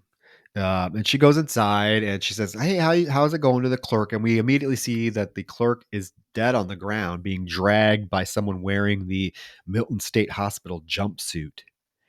And we're like, "Oh shit." Well, Chloe, what is she going to do? She like goes in to use the bathroom? Like it just kind of just disappears.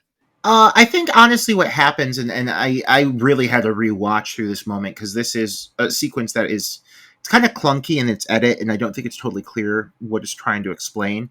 But a few things. I think when Chloe walks in, I think that's Ray, and I really like that body reveal. I think that this moment we are actually seeing Ray having killed this guy in this shop. So I think that is a really cool little moment when she walks by and you see him stand up with the clerk and you see the clerk's dead body there. I really like that.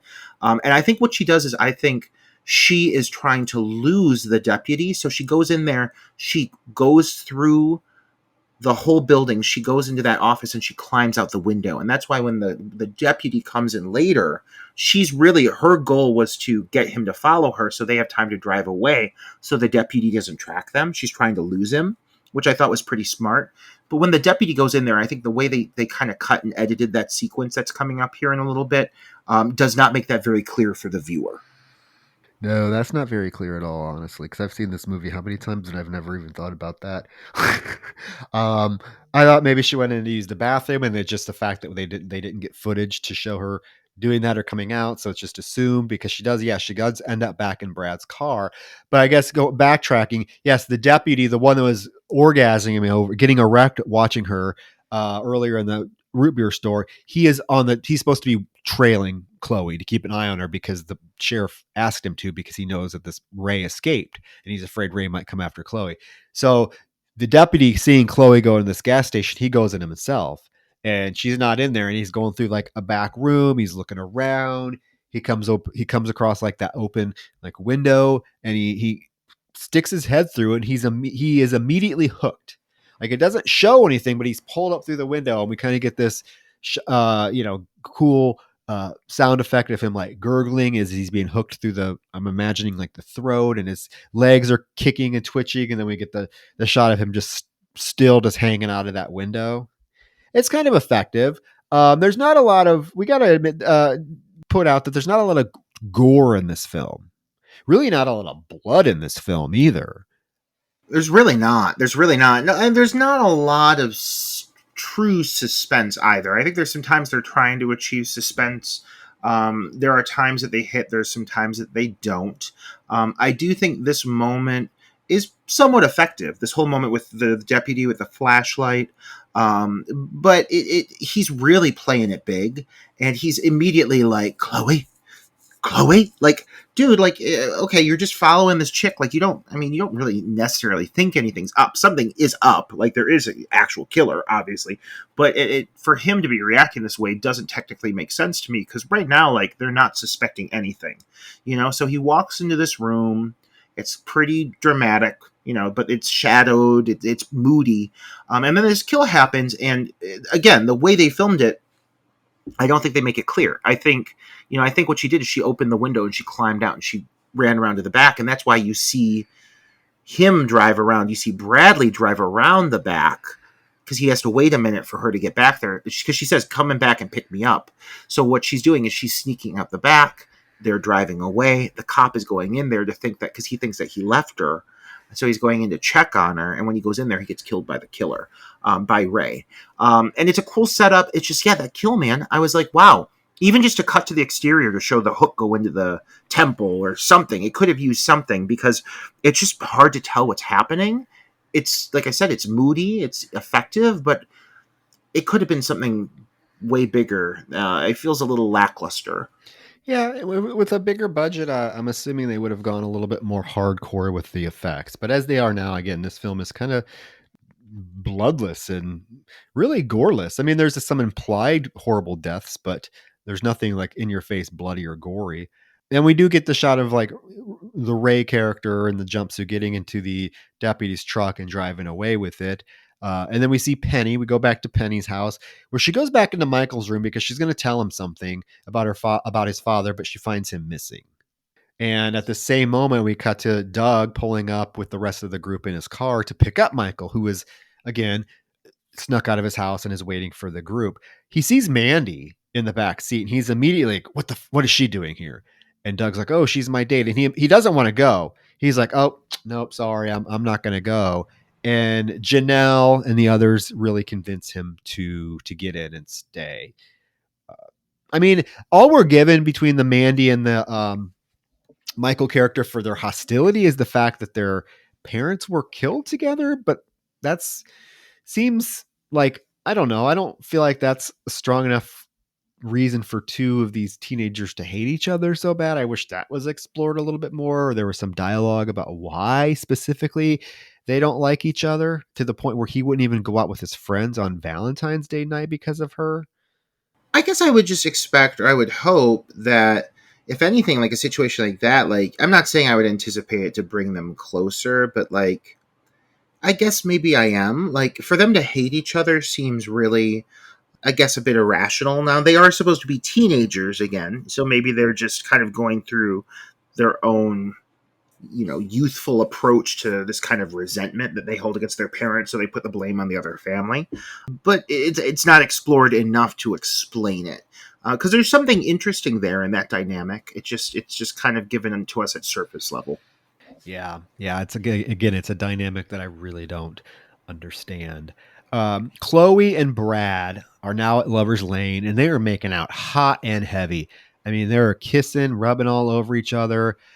You can hear her like trying to unzip his pants, and again, in a manner that kind of subverts your expectations, because remember, Bradley apparently wants Chloe so fucking bad that he's going to ruin his friendship and her relationship with Michael.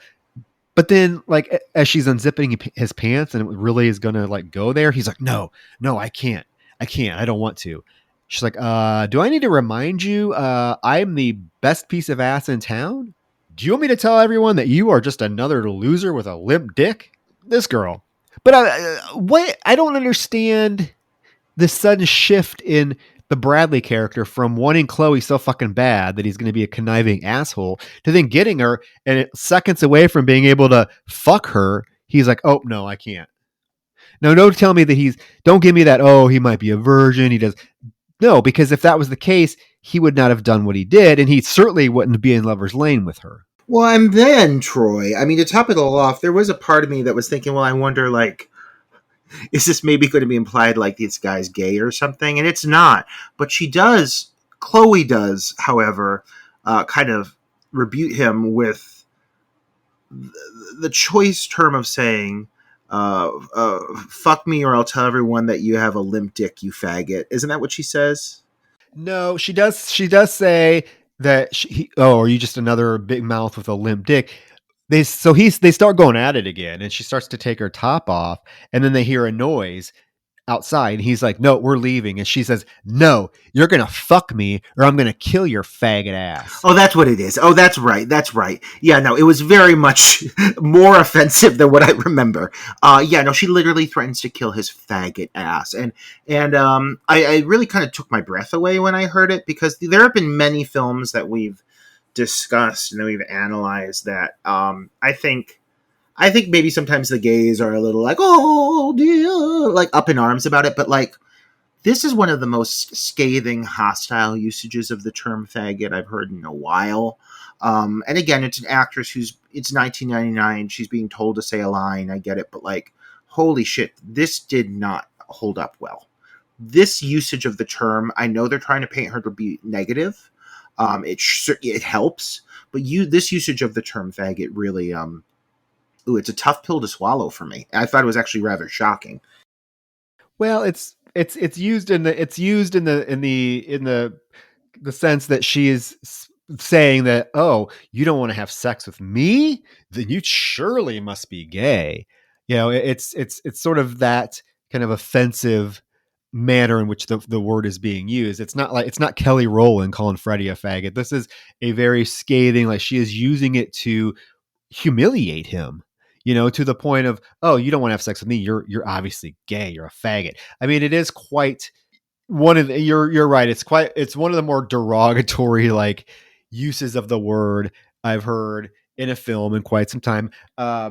But again, I chalk it up to, I'm not going to be offended by it. I'm not going to be like, oh, boycott Lover's Lane, oh, boycott the actress, oh boy. I mean, it's 1999. That's not an excuse, but again, it's a different time.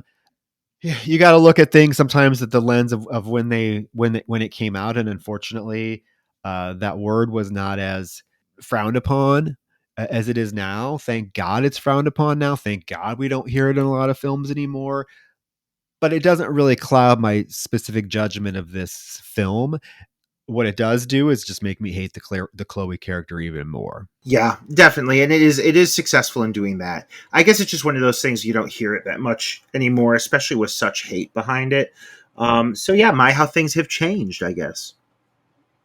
I mean, because she does spit that out, very hostile, and it's kind of an ironic thing she says.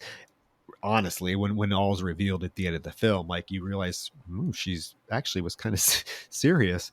So Penny shows up to the police station to report that Michael's missing. Tom is surprised that she's there. She's like, well, where else could I go? I mean, you're the sheriff. So he puts out a bulletin for Michael, and then he tells her, I want you to I want us to get past this animosity. Ward was cheating on you and Harriet was cheating on me, and we just need to accept it. And she's like, no, Ward was not cheating on me. And if we don't do something this time, it'll be our kids. He's like, oh, you don't know what to talk about. She's like, well, where's Mandy? Call her. And he calls Mandy, of course, and gets no answer. So it does kind of rouse a little bit of concern in him that his good girl Mandy is not home. So now, finally, Roger, after all this bullshit we've seen, the group shows up to Lover's Lane. Michael sees Brad's car. It's like, what is that doing there? And Doug's like, oh, I don't know. Maybe we should go around, check and see what they're doing. So they get out of, Doug and Tim get out of the car. And Janelle does take this very blatant moment to ask Michael, do you still like Chloe? And he's like, no, I don't know. And she's like, well, yeah, you do. She's a bitch, but it's nice that you still care. And then Mandy's like, over it. She's like, this is stupid. I just want to go home. And Kathy, it's fucking Kathy. We have to remember Kathy's here because she's the most forgettable character in slasher movie history. She's like, oh, the lesbo librarian speaks. So what I'm gathering from these filmmakers, Roger, is that using gay slurs are their way to make their bitchy female characters insult another character. It feels like Eli Roth with a lower budget. Yeah, Kathy and Tim are both definitely the most underwritten characters in the film. At least Tim has this little moment here where they're razzing the kids. They come back and they pretend that they've been stabbed, and it ends up being ketchup.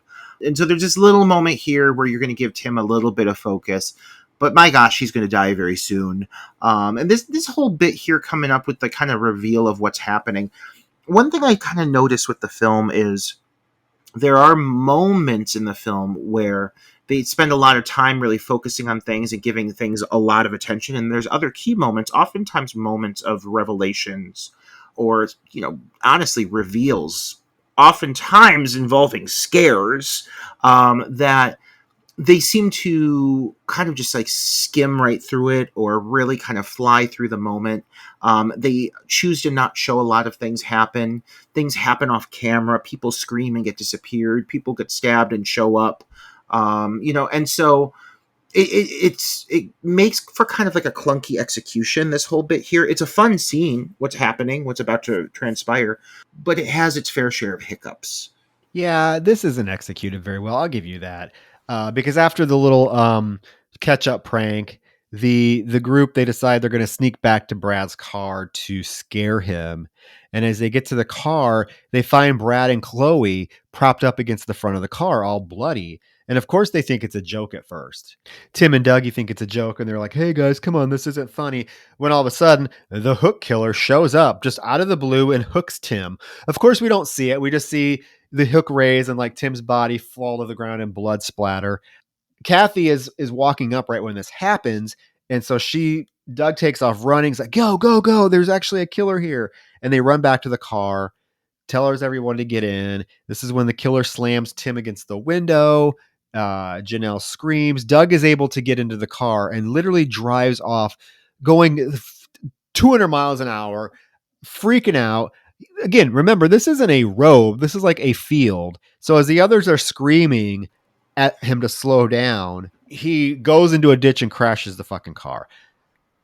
This all happens really quick. Like this is what kicks the film into motion, and this happens really fast. Happens really fast. And you don't really see a ton of it. It's very dark. I do want to acknowledge, the copy I saw was online. I know there's this remaster recently that I haven't seen yet. I'm hoping that the quality has been enhanced. I've heard it's beautiful. The cover art's lovely. But there's a lot of things you lose in the muddiness of the dark sequences. And again, like some of these things are just really rushed through. Like the whole reveal of Tim actually being deceased. I also found it very awkward that they just show up and that Chloe and Bradley are propped against the vehicle. And it makes sense in the long run, but again, for these to be what feels like two major characters, for that to be the reveal felt very like almost like PG-13. Like, okay, we're going to choose not to show anything at all. Now, it makes sense when it all kind of finalizes, but getting to that, your first time viewing this especially, it feels like a bit of a letdown in the way that they're just like propped up against the vehicle, and these two characters just like stumble upon them, and they're not even startled. They think it's part of the joke, like they've just been playing. So the scare factor just kind of gets leached out of what could be a really intense moment. It kind of just isn't scary. The whole chase to the car, I think, is really fun. Them getting the car and driving away is fun. But yeah, I don't know. I think that they kind of missed the mark with a few of these things that were revealed here. Yeah. Well, we do think that Bradley and Chloe are dead, right? Because Bradley has a big old gash across his throat, so he's definitely dead. And Chloe's covered in blood. It's hard to see, but they both look dead. But yeah, just a really awkward reveal, particularly for a character like Chloe, who so far has kind of been a prominent force in the film. Just to have her death revealed in this manner, so to speak, was quite a letdown. And then just everything goes so frantic because once they crash the car, they get out. Doug is hurt. We find out his leg is broken. Michael tells Janelle to help Dougie to this farmhouse that they're by. Kathy, her dumbass, gets out, and just runs into the woods as Michael's trying to find a flashlight. And there's this horrible piece of dialogue where Mandy's like, "Come on, Michael, come on, just leave the flashlight." And he's like, "No, it's all we got." I'm like, what? This feels like another moment that's completely undershot because they do this whole thing where Kathy runs off and they hear a disembodied scream. The car's crashed into a ditch. It's this one long angle, and Michael's just spewing off dialogue, and like he kind of instructs people to start going towards this house nearby. And so they remain on the shot. They choose to not like cut away to different angles of people running into the woods or anything. It's just this long drawn out shot. So like Kathy just kind of like disappears from the shot, and then all of a sudden you hear a scream, and you're like, I guess that's Kathy, but it could also be Janelle. Like, I'm not sure. It's very unclear what's happening, and I think they're trying to play into that because it's supposed to be a surprise what happens. But again, first time viewer, scene feels really lackluster. It feels like these kids are just like improvising this dialogue. Like, it's really obnoxious dialogue about the flashlight, and like they can't cut away to anything, so they just keep focusing on this really long shot, and it just feels very amateur. This is where that indie bleeds through quite a bit. Still charming, still endearing, but it's just not necessarily great. I think that's a good word. Amateur. Definitely some amateur streaks that run through this film. And yeah, I am definitely not a fan of any film that kills off a character by just having them run off and then we hear them scream. I mean, she does come back, but I mean, yeah, that's pretty much what we get from Kathy, her running away from the group only to hear her scream. And like you said, initially, we don't know if it's her. We don't know if it's Janelle. We don't know what the hell's going on. Now, we cut back to the bowling alley where Tom and Penny are looking for Michael. And they approach this drunk couple. This girl specifically is plastered. And they're asking where Michael is. And the guy's like, how would I know? I don't know. And the sheriff's like, you better tell me or I can take you in right now. How much? What substances do you think I'd find on you? He's like, no, I seriously don't know. And the girl's like, oh, they're probably with Tim at Lover's Lane, but you guys better wait because Michael's probably getting laid right now. And Penny, keep in mind, Roger, principal of the high school in town, hauls off and punches this teenage girl right in the face. This is problematic as well. I feel like she would lose her job. Truly problematic. And what's more is I can't tell, but I'm assuming, based off of the fact that they know these other students, even though these people look like they're 30, I'm thinking they're also high school students.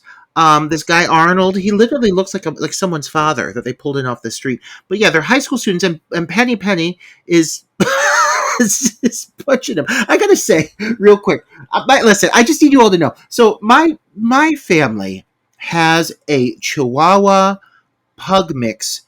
Her name is Penny, but her nickname is Penny Puss Lips. And I keep wanting to say Penny Puss Lips, but I'm not going to. Penny Puss Lips. For the rest of the episode, you're referring to her as Penny Puss Lips. If you don't, I'm going to be. So Penny Puss Lips is just goes off and punches this student, and again, in 2024.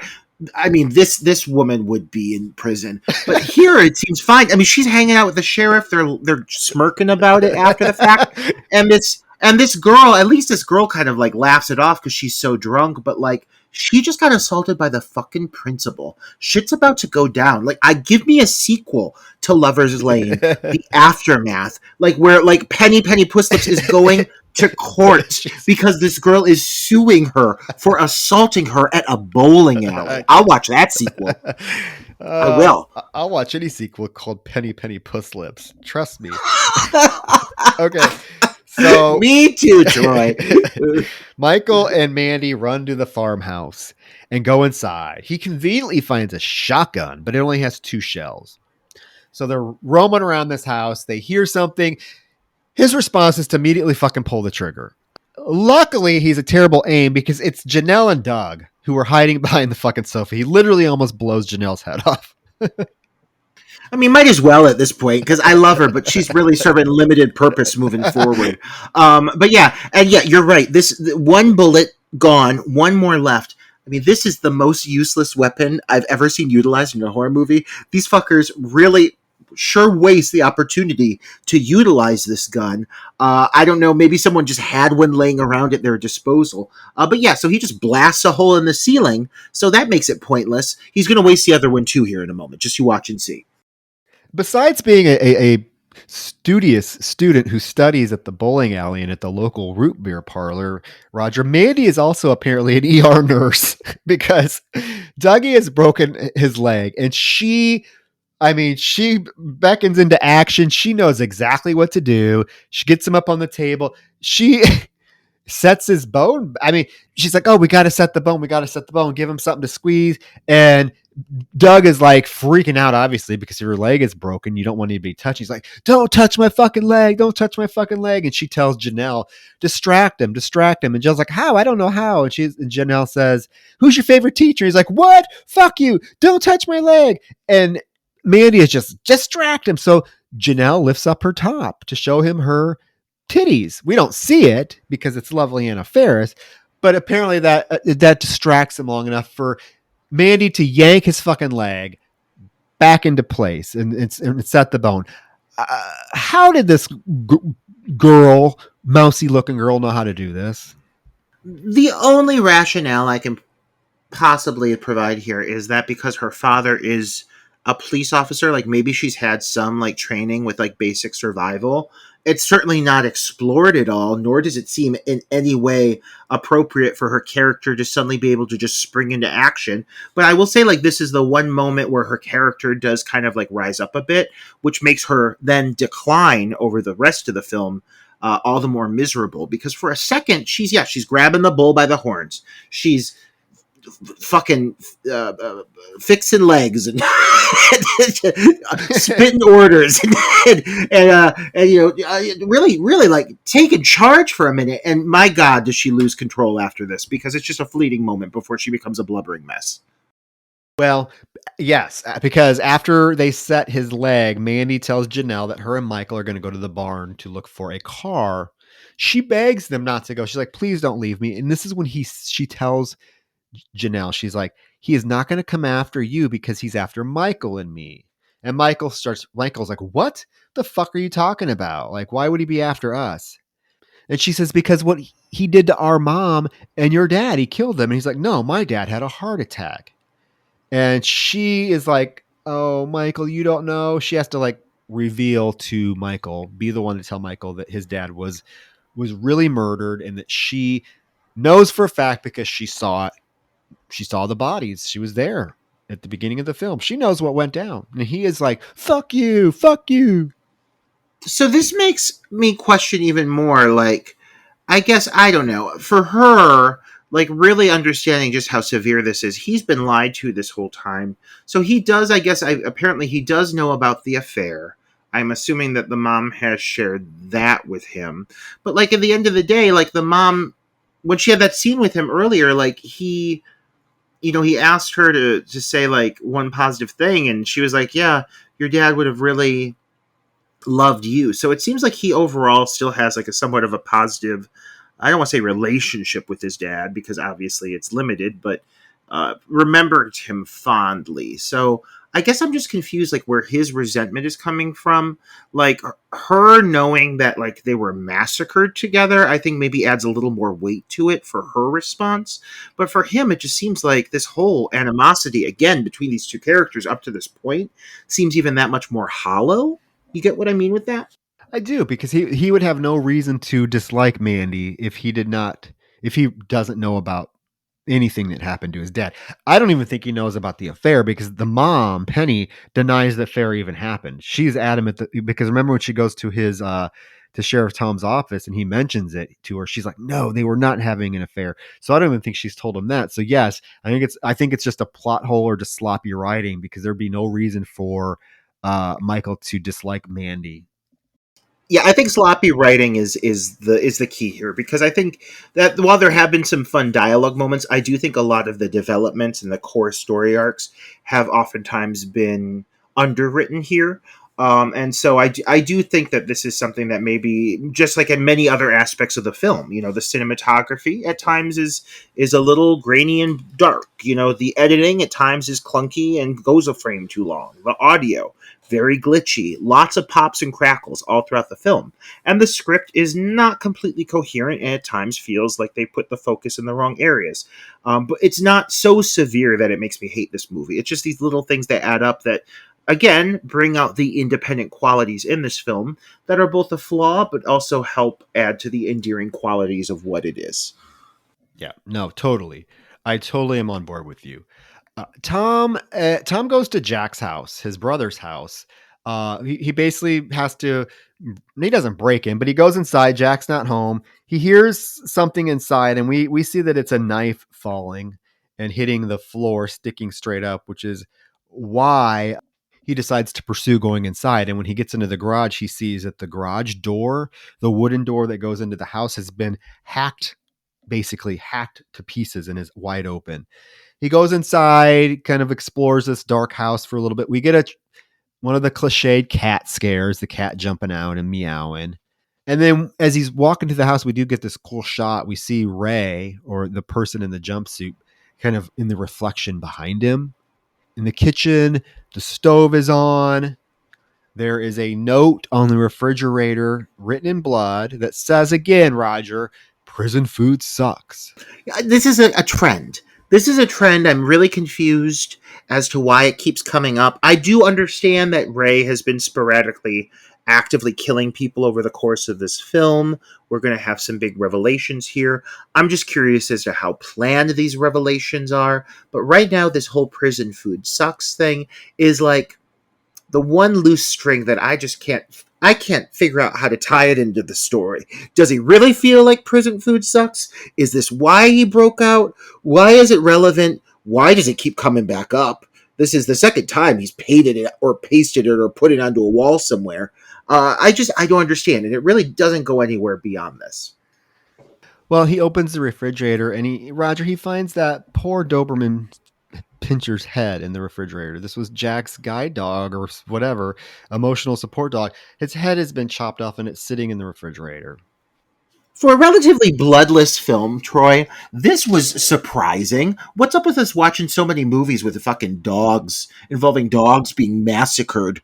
We now have three prominent dog sequences in a row. We had 2 reviews ago. We had Slither with about 30 dogs getting killed.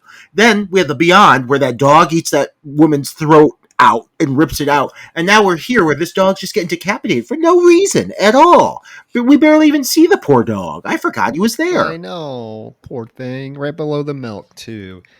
Penny comes up behind him and scares him. They now realize, seeing the dog head, seeing the note, that definitely Ray is out and after probably them and their children. Mandy and Mike go to the bar, and they do find a car, but as they're heading to it, out of the darkness, all of a sudden this fucking pig comes squealing at them. And what does Michael do? Shoots at it using the last shell of the shotgun. God damn it. Like, at least use the shotgun against the killer. The fact that he never even gets to utilize the shotgun properly or involve it in defending himself, why did they introduce the shotgun? Why did it come into play? What purpose did this serve? I'm very confused.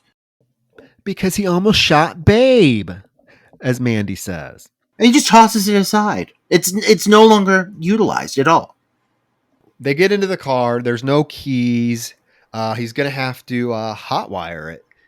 Mandy knows how to set broken bones, and Michael knows how to hotwire cars. Back in the house, Janelle is there, with Doug, who's on the table, still passed out, when she hears scraping on the wall. And she, of course, freaks out. She hears it louder, so she grabs about 5 knives from the kitchen block, holding them as awkwardly as possible, when all of a sudden the fucking killer bashes his hook through the window. She has a great scream. It's Anna Faris. She has a great scream. She runs upstairs, goes into a bedroom, blocks the door, with a dresser, and sitting on the edge of the bed, just freaked out. When she looks over on the wall, and the wall has been carved the words "Die, bitch." And then all of a sudden, slowly, the camera goes down between her legs, and we see the hook come out from under the bed and proceed to hook poor Anna Faris in the vagina. Painful, painful death. I got a few issues with this sequence. I got a couple of them. No, we're on the same page. There's a lot of issues with this sequence. Well, first off, we've been talking about the fact that it feels like Anna Faris's Janelle was really written into the script as they were going along and down to this last moment. Because technically, you could remove this kill and it could have just led to the next sequence and it would have made sense. But you've got this weird chase sequence where, she's hearing these noises. You see the hook, it's scraping on paper. So this is implying to me that the hook is making these noises from inside. However, when the killer attacks her, it's coming from outside. Now, again, when we learn the final revelation of what the outcome is, I guess this technically could make sense.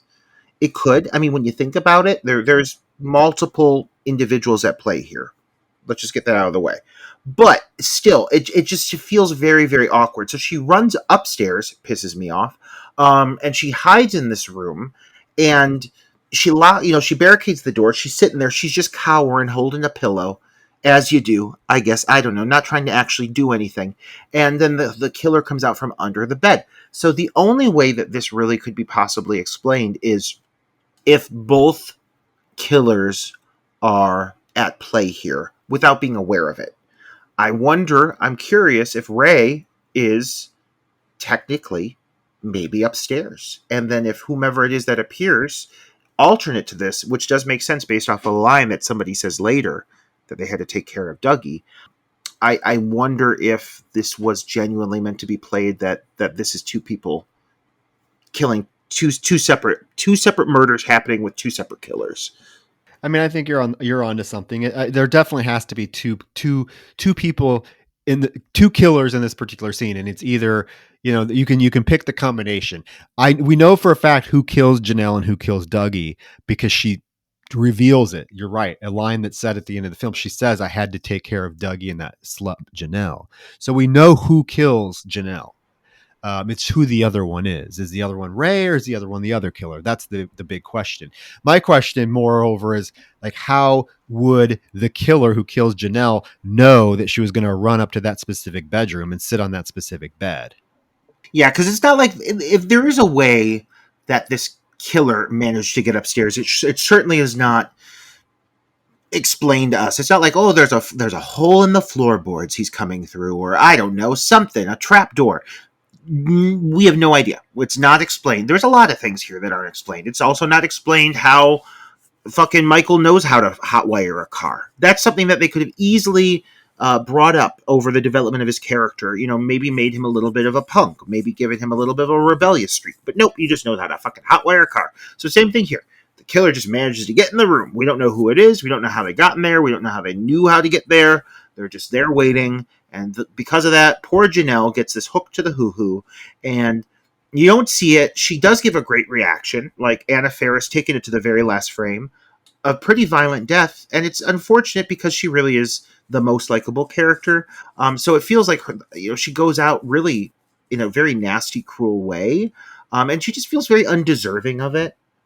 Yeah, that's something I've always thought about this particular death scene. I mean, it's a cool death scene. I mean, you don't see a lot of death scenes with hooks and vaginas, although ironically we've covered another film with a hook in the vagina, and that was The Mutilator. But it is a extremely cruel, brutal, painful death, and they give it to Janelle, like the nicest character in the film. That's always, to be honest with you, always has rubbed me the wrong way.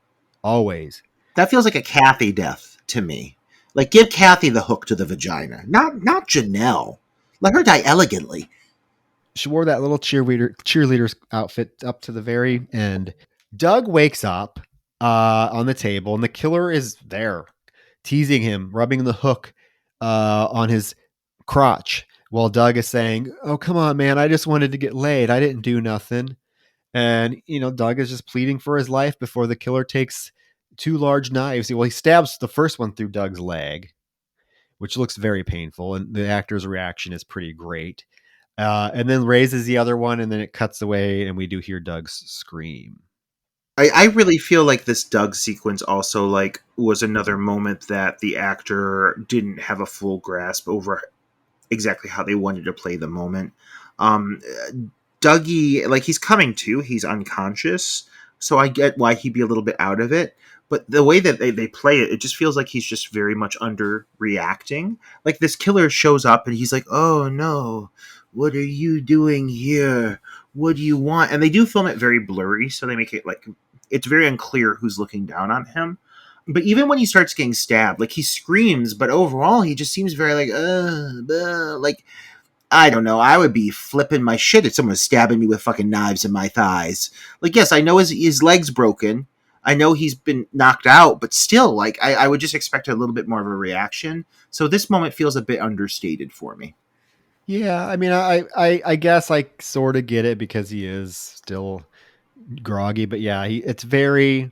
You would expect a little bit of a bigger reaction from this character, knowing that this person is rubbing a hook over your crotch, and even when he like plants the knife through his leg, yeah, he has a pretty big scream, but still after that, it's like, oh. But I mean, Dougie is a dispatchable character as well. I mean, his whole purpose in the film was to masturbate in a bowling alley. So I guess it's as good as we're going to get with him. So back in the bar, Michael has hotwired the car. The killer shows up just as he's trying to get the car started, and they get in and they drive out of the barn when all of a sudden, like, they see Kathy at the end of the barn door propped up with pitchforks, and they actually like run her over. Now, this came out of fucking nowhere. I mean, poor Kathy, first of all, like literally just disappeared with a scream, and now she's just hanging up on this wall. And I mean, it is dark. She's like, they can't see the killer coming, but they know he's like approaching in the shadows. So when they turn on the lights, they just take off, and she just comes up in the headlights, and it's kind of cool. But it's so quick that you barely see it. Like you see her look up, her eyes go wide, she goes over the hood of the car, and then you get this awkward shot of the killer, which Ray or whoever the fuck it is at this point, standing there holding her body like limply in his arms, like just kind of propped up beside him. I guess to make it clear that it's Kathy, because I think it's such a fast shot that viewers may almost not even notice it. But yeah, it's a really like quick kill. Too fast. Like I would have liked to have seen a little bit more about this useless character. At least if you're gonna have a useless character, give her a big epic chase scene. Do something wild, kill her violent. But she is gone. Just like in the blink of an eye, she's gone. Although the quick shot of the killer holding her up is pretty cool. They've used that for a lot of promotional material I've noticed for the film. But yeah, otherwise you wouldn't have any idea who it was.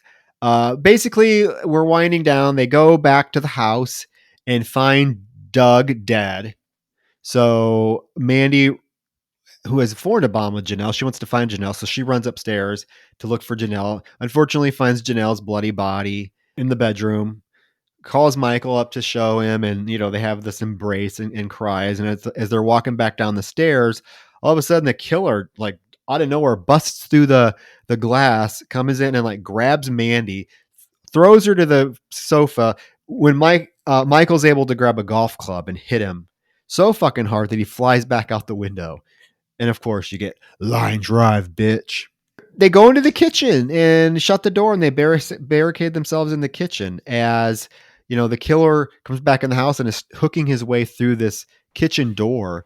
And Michael instructs Mandy to find him matches. And in the meantime, he's trying to pull the gas stove away from the wall.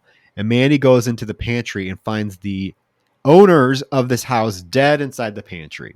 Brief little shot. I wish we could have seen more of these two old fuckers getting killed. I could have used a few more deaths scattered here and there. But yeah, that's very disposable. They're just tucked away in the pantry. No big deal. No big deal. Mandy does find some matches conveniently, and so Michael is able to like rig this thing with duct tape, the gas from the stove, and the matches, where he tapes a match onto the door so that when it flings open, it's going to light. Again, these kids are fucking little MacGyvers, and they're able to they jump out the window and run out the door. And of course, the killer busts through the door. And as he's looking around, he slams the door back shut, and the match catches on the match pad, and fucking this house goes up. This house would not blow up this fast. I mean, the gas has only been pulled out for maybe 30 seconds, but this house goes up like it's a fucking 5 tons of dynamite. I don't know if they had stock footage of this and like, we have to use this house blowing up. I don't know if they blew up a real house. I don't know how they'd have a budget for that. But I mean, this explosion is over the top. Oh my God, this house explosion is so excessive. They must have had just a disposable house ready to go. But when you think about how extreme this explosion is, one of the things that's about to come up here in a minute seems highly unlikely. And again, very understated. One of these big reveals that's coming really comes out of nowhere, just because I didn't think it was fucking physically possible that a human could survive this, but apparently someone does. Yeah.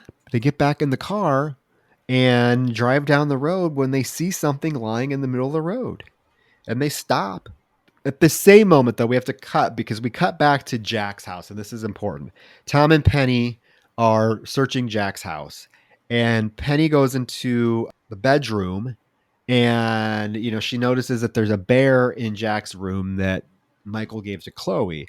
And upon further examination, Roger, she finds a book about sexual deviance between fathers and daughters.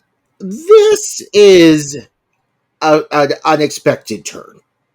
Yeah. Well, not only that, there's panties and birth control pills that Chloe has. Yeah. This is quite, I mean, we are definitely being fed the fact that Jack and Chloe are having a sexual relationship. Let's just put it out there. Oh my god, this is so much to process. And it does make that whole moment with the deputy earlier when he's like oogling over her. And I wanted to say this earlier, but I was like, ugh, I gotta save this now because again, this is what we've been putting a pin in it. We've been putting a pin in it this whole time. This whole twist, the whole like incestual element up until this point, I don't think there were really any hints that were being dropped that it was coming. I was not anticipating this at all upon my first viewing. It's not like the relationship between Chloe and her father is really explored enough for this to make sense. Like they have that one scene in the principal's office where he's very defensive of her, but like he just seems like an asshole and does not really ever stray into this territory. So when this gets thrown into the mix, I mean, I'm sorry, but I was taken aback. And it's I guess it makes for a cool, shocking reveal. But I don't know if I needed this. I don't know if I needed this to be part of the story. It's quite the reveal, isn't it? It's quite a lot to process at the minute it hits at you that this is kind of what's going on, and this is why he has such a a steadfast protection of his daughter and why she's the way she is. Not only that is they find a shrine to Harriet in one of the rooms in Jack's house. He has her picture. Harriet, of course, was Tom's wife, who was killed at the beginning, along with Ward. Harriet Warden. You get that? Harry Warden. Kind of a nice little nod to My Bloody Valentine there. Oh, but yeah, so there's all kinds of shit going on.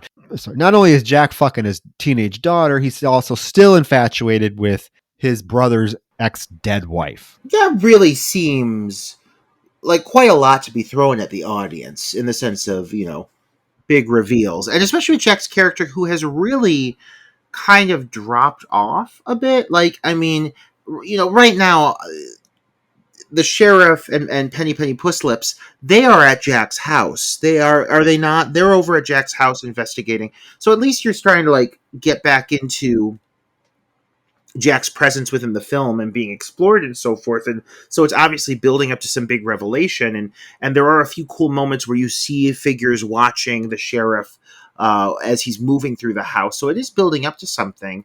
But up to this point, Jack has kind of dropped off. I wish this character was maybe himself, like kind of building up to something bigger, because now him coming back into the story, the way they reintroduce him into the story, like this, what's about to happen here with his character, and this whole just reveal of him having this big incestual relationship with his daughter, it's just a lot to throw at this character. It's such a shift. It's such a change from everything up to this point. And it's really not, like you said, it's not dwelled on. There's no real elaboration on it. It's just thrown at us. And then because we're at the end of the film, we are in the final 10 minutes of the film. So after we cut back to Michael and Mandy driving, and this is when they see Chloe's body laying in the middle of the street. So they get out. She's still alive. She's saying, help me, I don't want to die, I'm so sorry. They get her back into the car, and she looks like she's fucked up. And she wants them to take her back. She wants them to take her back to Bradley, because she tells them, Bradley is still alive, you have to trust me, please, he's at Lover's Lane. So of course they drive back to Lover's Lane, to where Bradley's car was, and immediately they hear a phone ringing. Mandy, of course, gets out of the car to answer the phone, and when she finds the phone, it's her dad. Her dad, and Penny are now trying to call all of Michael's friends to find out where he's at. So they've called uh, Bradley's phone. Mandy answers, and Mandy is the dad is like, "What the hell are you doing?" In the meantime, Chloe slowly pops up from the back seat with a hook. Mandy sees this and yells at Michael, and Chloe is like, "Nobody dumps me, you fuck." And she actually swipes Michael across the face with this fucking hook. At the same time, a second killer jumps out of the fucking bushes and grabs Mandy and drags her to a fucking car. A lot's happening all at once. And I got to give Chloe credit because she was sure faking, being injured quite well. Though as soon as they brought her back into the mix and had her, revealed to be alive, I was like, okay, something's up, because there's no way you're making a character that big of a bitch and bringing her back into the mix without there being some hidden motive here. So it's clear something's about to happen, but she's good enough at selling it that I'm like, is she really injured or is she faking it? She's faking it, and she's got a hook. There's two of those fucking hooks. Only one of those hooks was kept in that glass jar. Where'd the other hook come from?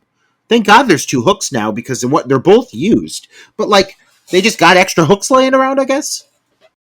They do. There's hooks everywhere.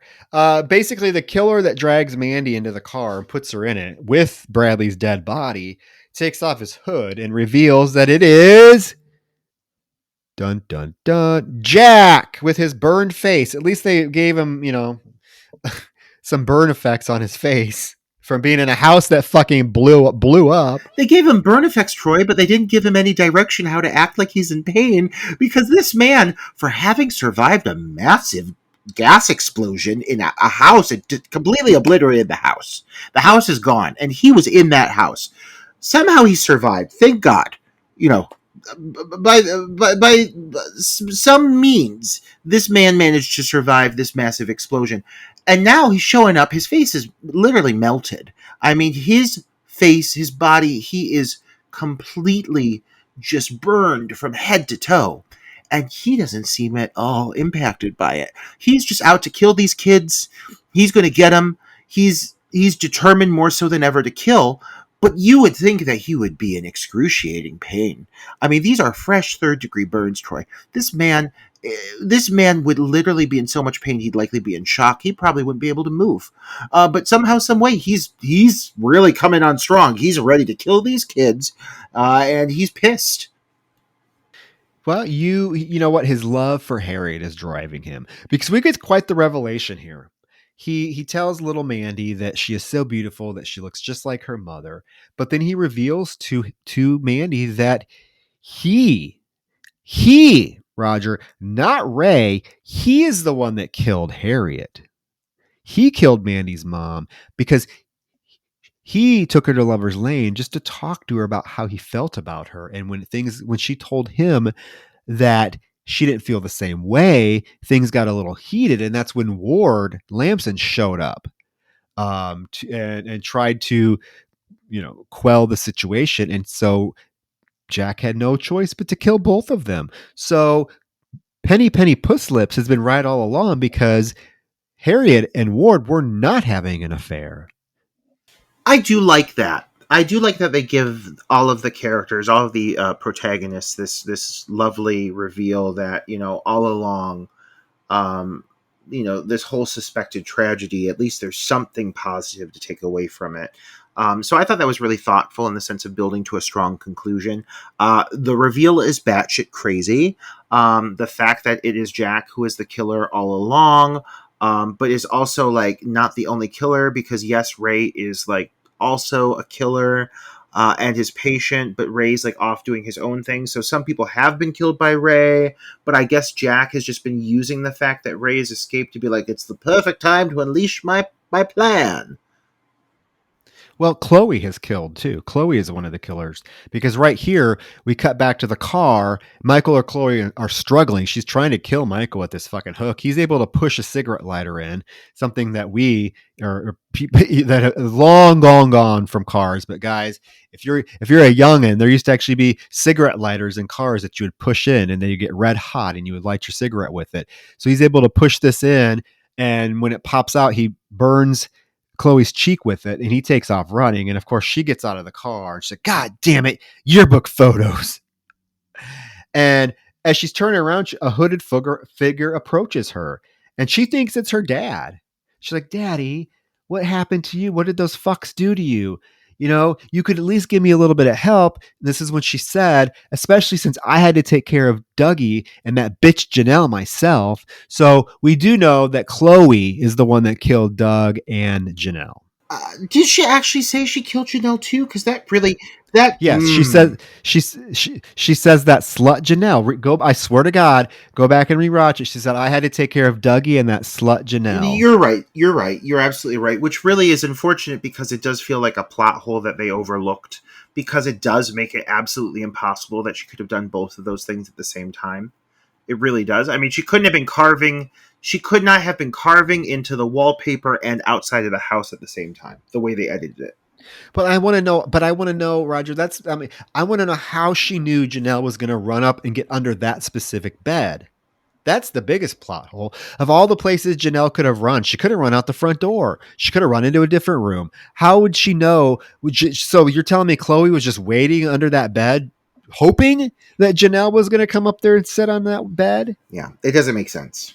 It does not make sense. But no. Well, come to find out, the person like lifts their hood and shows Chloe their face, and it's a disgustingly hideous man. Sorry, but this man is not. There's something wrong with him beyond. I don't know. Is he burned too? I don't know. Was he in the house? Because his face is fucked up. But it's not her father, and it's Ray, and he immediately reacts by fucking hooking Chloe across the throat, killing her. Blood splatters everywhere. Chloe, thank God, at least gets her come up. It's a pretty cool moment too, because you see her like violently hit the windshield and like, you know, drag down the car. It in fact looks more violent than the reveal actually is, because you do end up seeing her laying dead and like, you know, yes, her throat's cut, but overall it looks like he slices her face fucking off. Like how hard she hits that glass, it's quite impressive. But yeah, the reveal. Yeah, it's just more blood. I don't know. But yeah, the fact that like Ray is now thrown into the mix, like I get what they're going for. I think that the basic idea of what they're trying to execute does make sense, but boy oh boy is it confusing for the viewer. I don't think it translates that well, you know, and with some more explanation, I think this could have been streamlined really nicely and made a little more sense, because I think there is a great concept there with having technically two separate parties of killers. I like that. It just doesn't land that well. No, it's something you don't see. It's very unique to have three killers. I would say it's unique to have three killers, but to have three killers, and two of them are working together and the third one is on his own. That's something you don't see in a lot of horror movies. And it's actually a really cool concept. It's, again, subverts expectations. It's putting a little curveball on the traditional slasher conventions. I do think it's a little sloppy.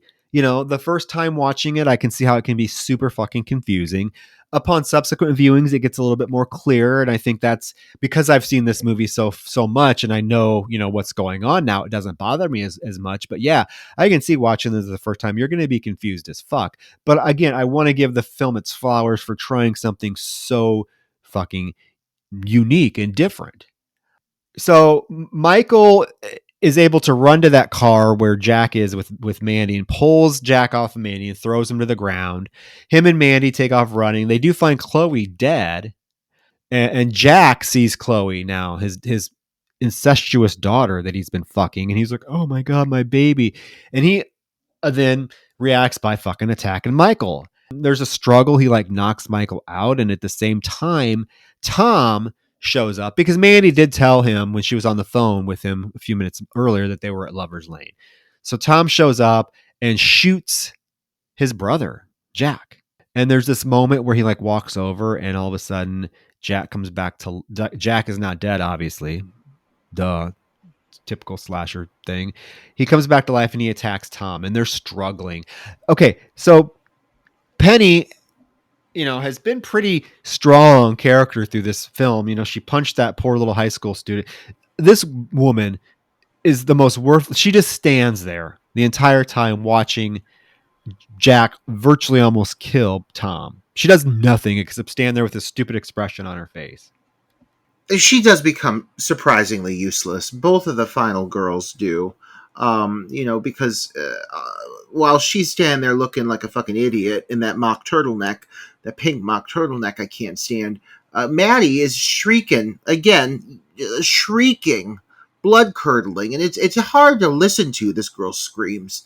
And she's just kind of just fumbling around. I mean, it's just chaos, and no one's really getting a hold of the situation. Well, you got to give Mandy a little bit of credit because after some shrieking, she does run back into the car and get the hook that Chloe was using to attack Michael. And she does run out and plant it right in Jack's back. She does. Thank God for the extra hook, I guess. Like, thank God they had a clone hook. Well, she kills him. She kills him. She kills her uncle. I mean, you think about this family dynamic. These are relatives. They're all related, and they're like killing each other. Again, I want to go back to like Chloe and Mandy's supposed to be cousins. Like when she first found like Chloe in the middle of the street looking like she's dead, don't you think she'd be like, "Oh my God, my cousin, we got to help her"? She's like, "No, we'll come." I mean, I don't know. I think that it's just not. That was just something in the film that just was not necessary or not explored. But she does get to kill her uncle, and the film fades into the next morning. All the police are there. Tom has to, concede to Penny that she was right all along, that Ward and Harriet were not having an affair. I guess that's the only good thing to come out of this film, because he tells his deputy to take Michael and Mandy, to take them home, get them in a vehicle and take them home. So the deputy walks Michael and Mandy to another police car and they get inside, and he knocks on the door to signal that the other deputy can drive away. He's like, "Take them home." And in kind of slow motion, we see a hand reach out of the driver's side, dump coffee. And then we see the hook come out to pull the car door closed. So the driver inside this vehicle is Ray.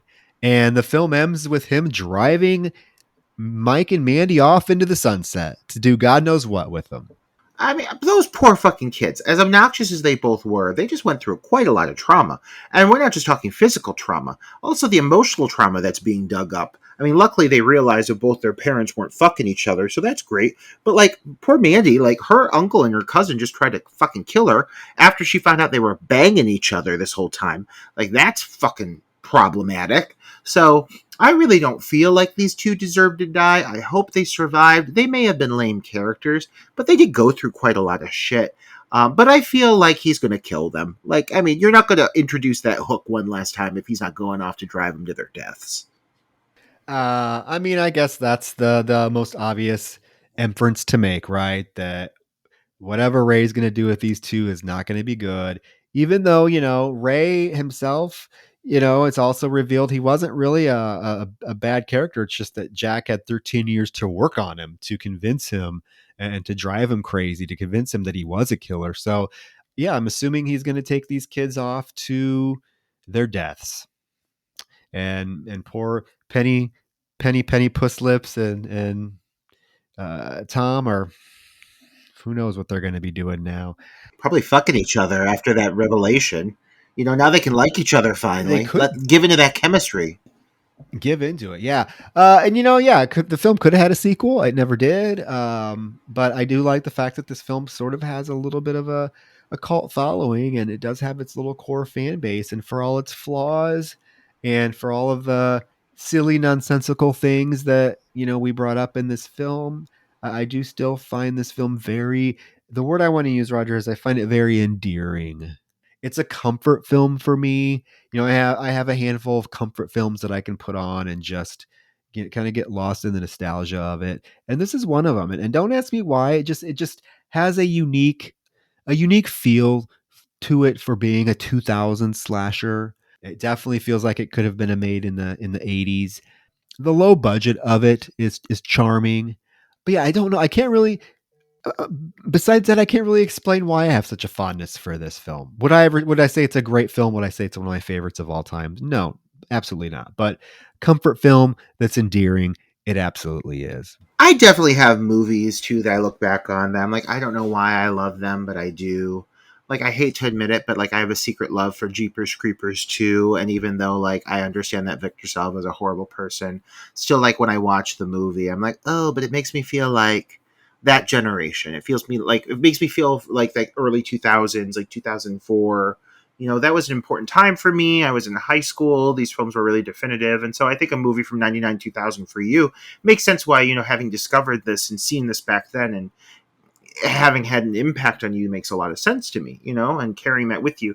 And I see the passion here. And I think, like I said, the fact that it looks like a true independent film, like it definitely does not look like this had a huge budget behind it.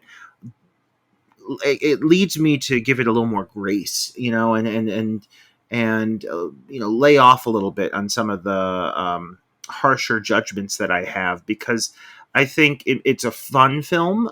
There was definitely some really cool concepts there. They were trying to do something a little different. It doesn't feel like they were just trying to recreate the exact same storyline that we see in most slashers. They were trying to break the mold a bit. And were they completely successful? No, they were not. But are there some really cool moments? And again, some fun character dynamics that I enjoy here? Absolutely. And as we mentioned at the beginning of this, seeing Anna Faris, a young Anna Faris, before she was the focus, you know, before now when she's in films, like she is top billed. But back then, not only is she in this little dinky indie movie, but she's also a supporting role in it. Yeah, I know. It's just cool to see how far she's come. So it was a really great to sit down and watch this after all this time. I've been so eager to do so. And yeah, I mean, I wouldn't say it's a movie that I adored by any means, and there were certain aspects that I struggled with, but I'm really happy that I saw it, and I think after a few more viewings and better understanding of what they're trying to do with this, I think I could really come to enjoy this film over a period of time. I just need to get to know her a little bit better before I can say I love her and take her to Lover's Lane. Oh, well, I think you do. I think you need to give it some, a few more watches. Because it is a film that definitely grows on you, and when you understand, where the plot's going, and you can watch it from that perspective again, knowing the ending, I think that also makes a big difference. But yeah, I think 2 years in the making, Roger.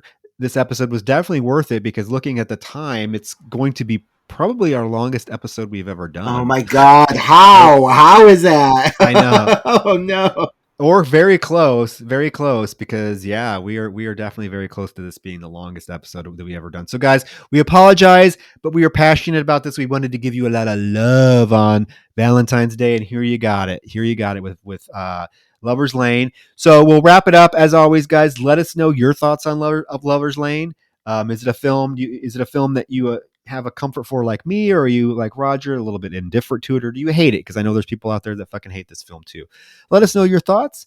With that, I'm going to quickly reveal what we're doing next week for our next episode, and it's what's in the basket. What's in the basket? Finally, I'm just going to say it. We're covering fucking Basket Case. Oh God, I can't wait. This is going to be a fun fucking conversation. That little fucking Belial thing. I cannot wait. Perfect. But guys, with that, thank you for sticking with us for 2 and almost 3 hours talking about Lover's Lane. I think that by itself is worth a 5-star rating. Oh, absolutely. Absolutely. You tell them. It would be the perfect Valentine's gift. Absolutely. That's true. Valentine's gifts for us, 5-star rating. And with that, guys, happy Valentine's Day. We hope you got a lot of love, not hooked in your vagina, but a lot of love. Well, maybe some of you want to get hooked in your vagina. I don't know. But with that, guys, good night. Happy Valentine's Day. Happy Valentine's Day, lovers.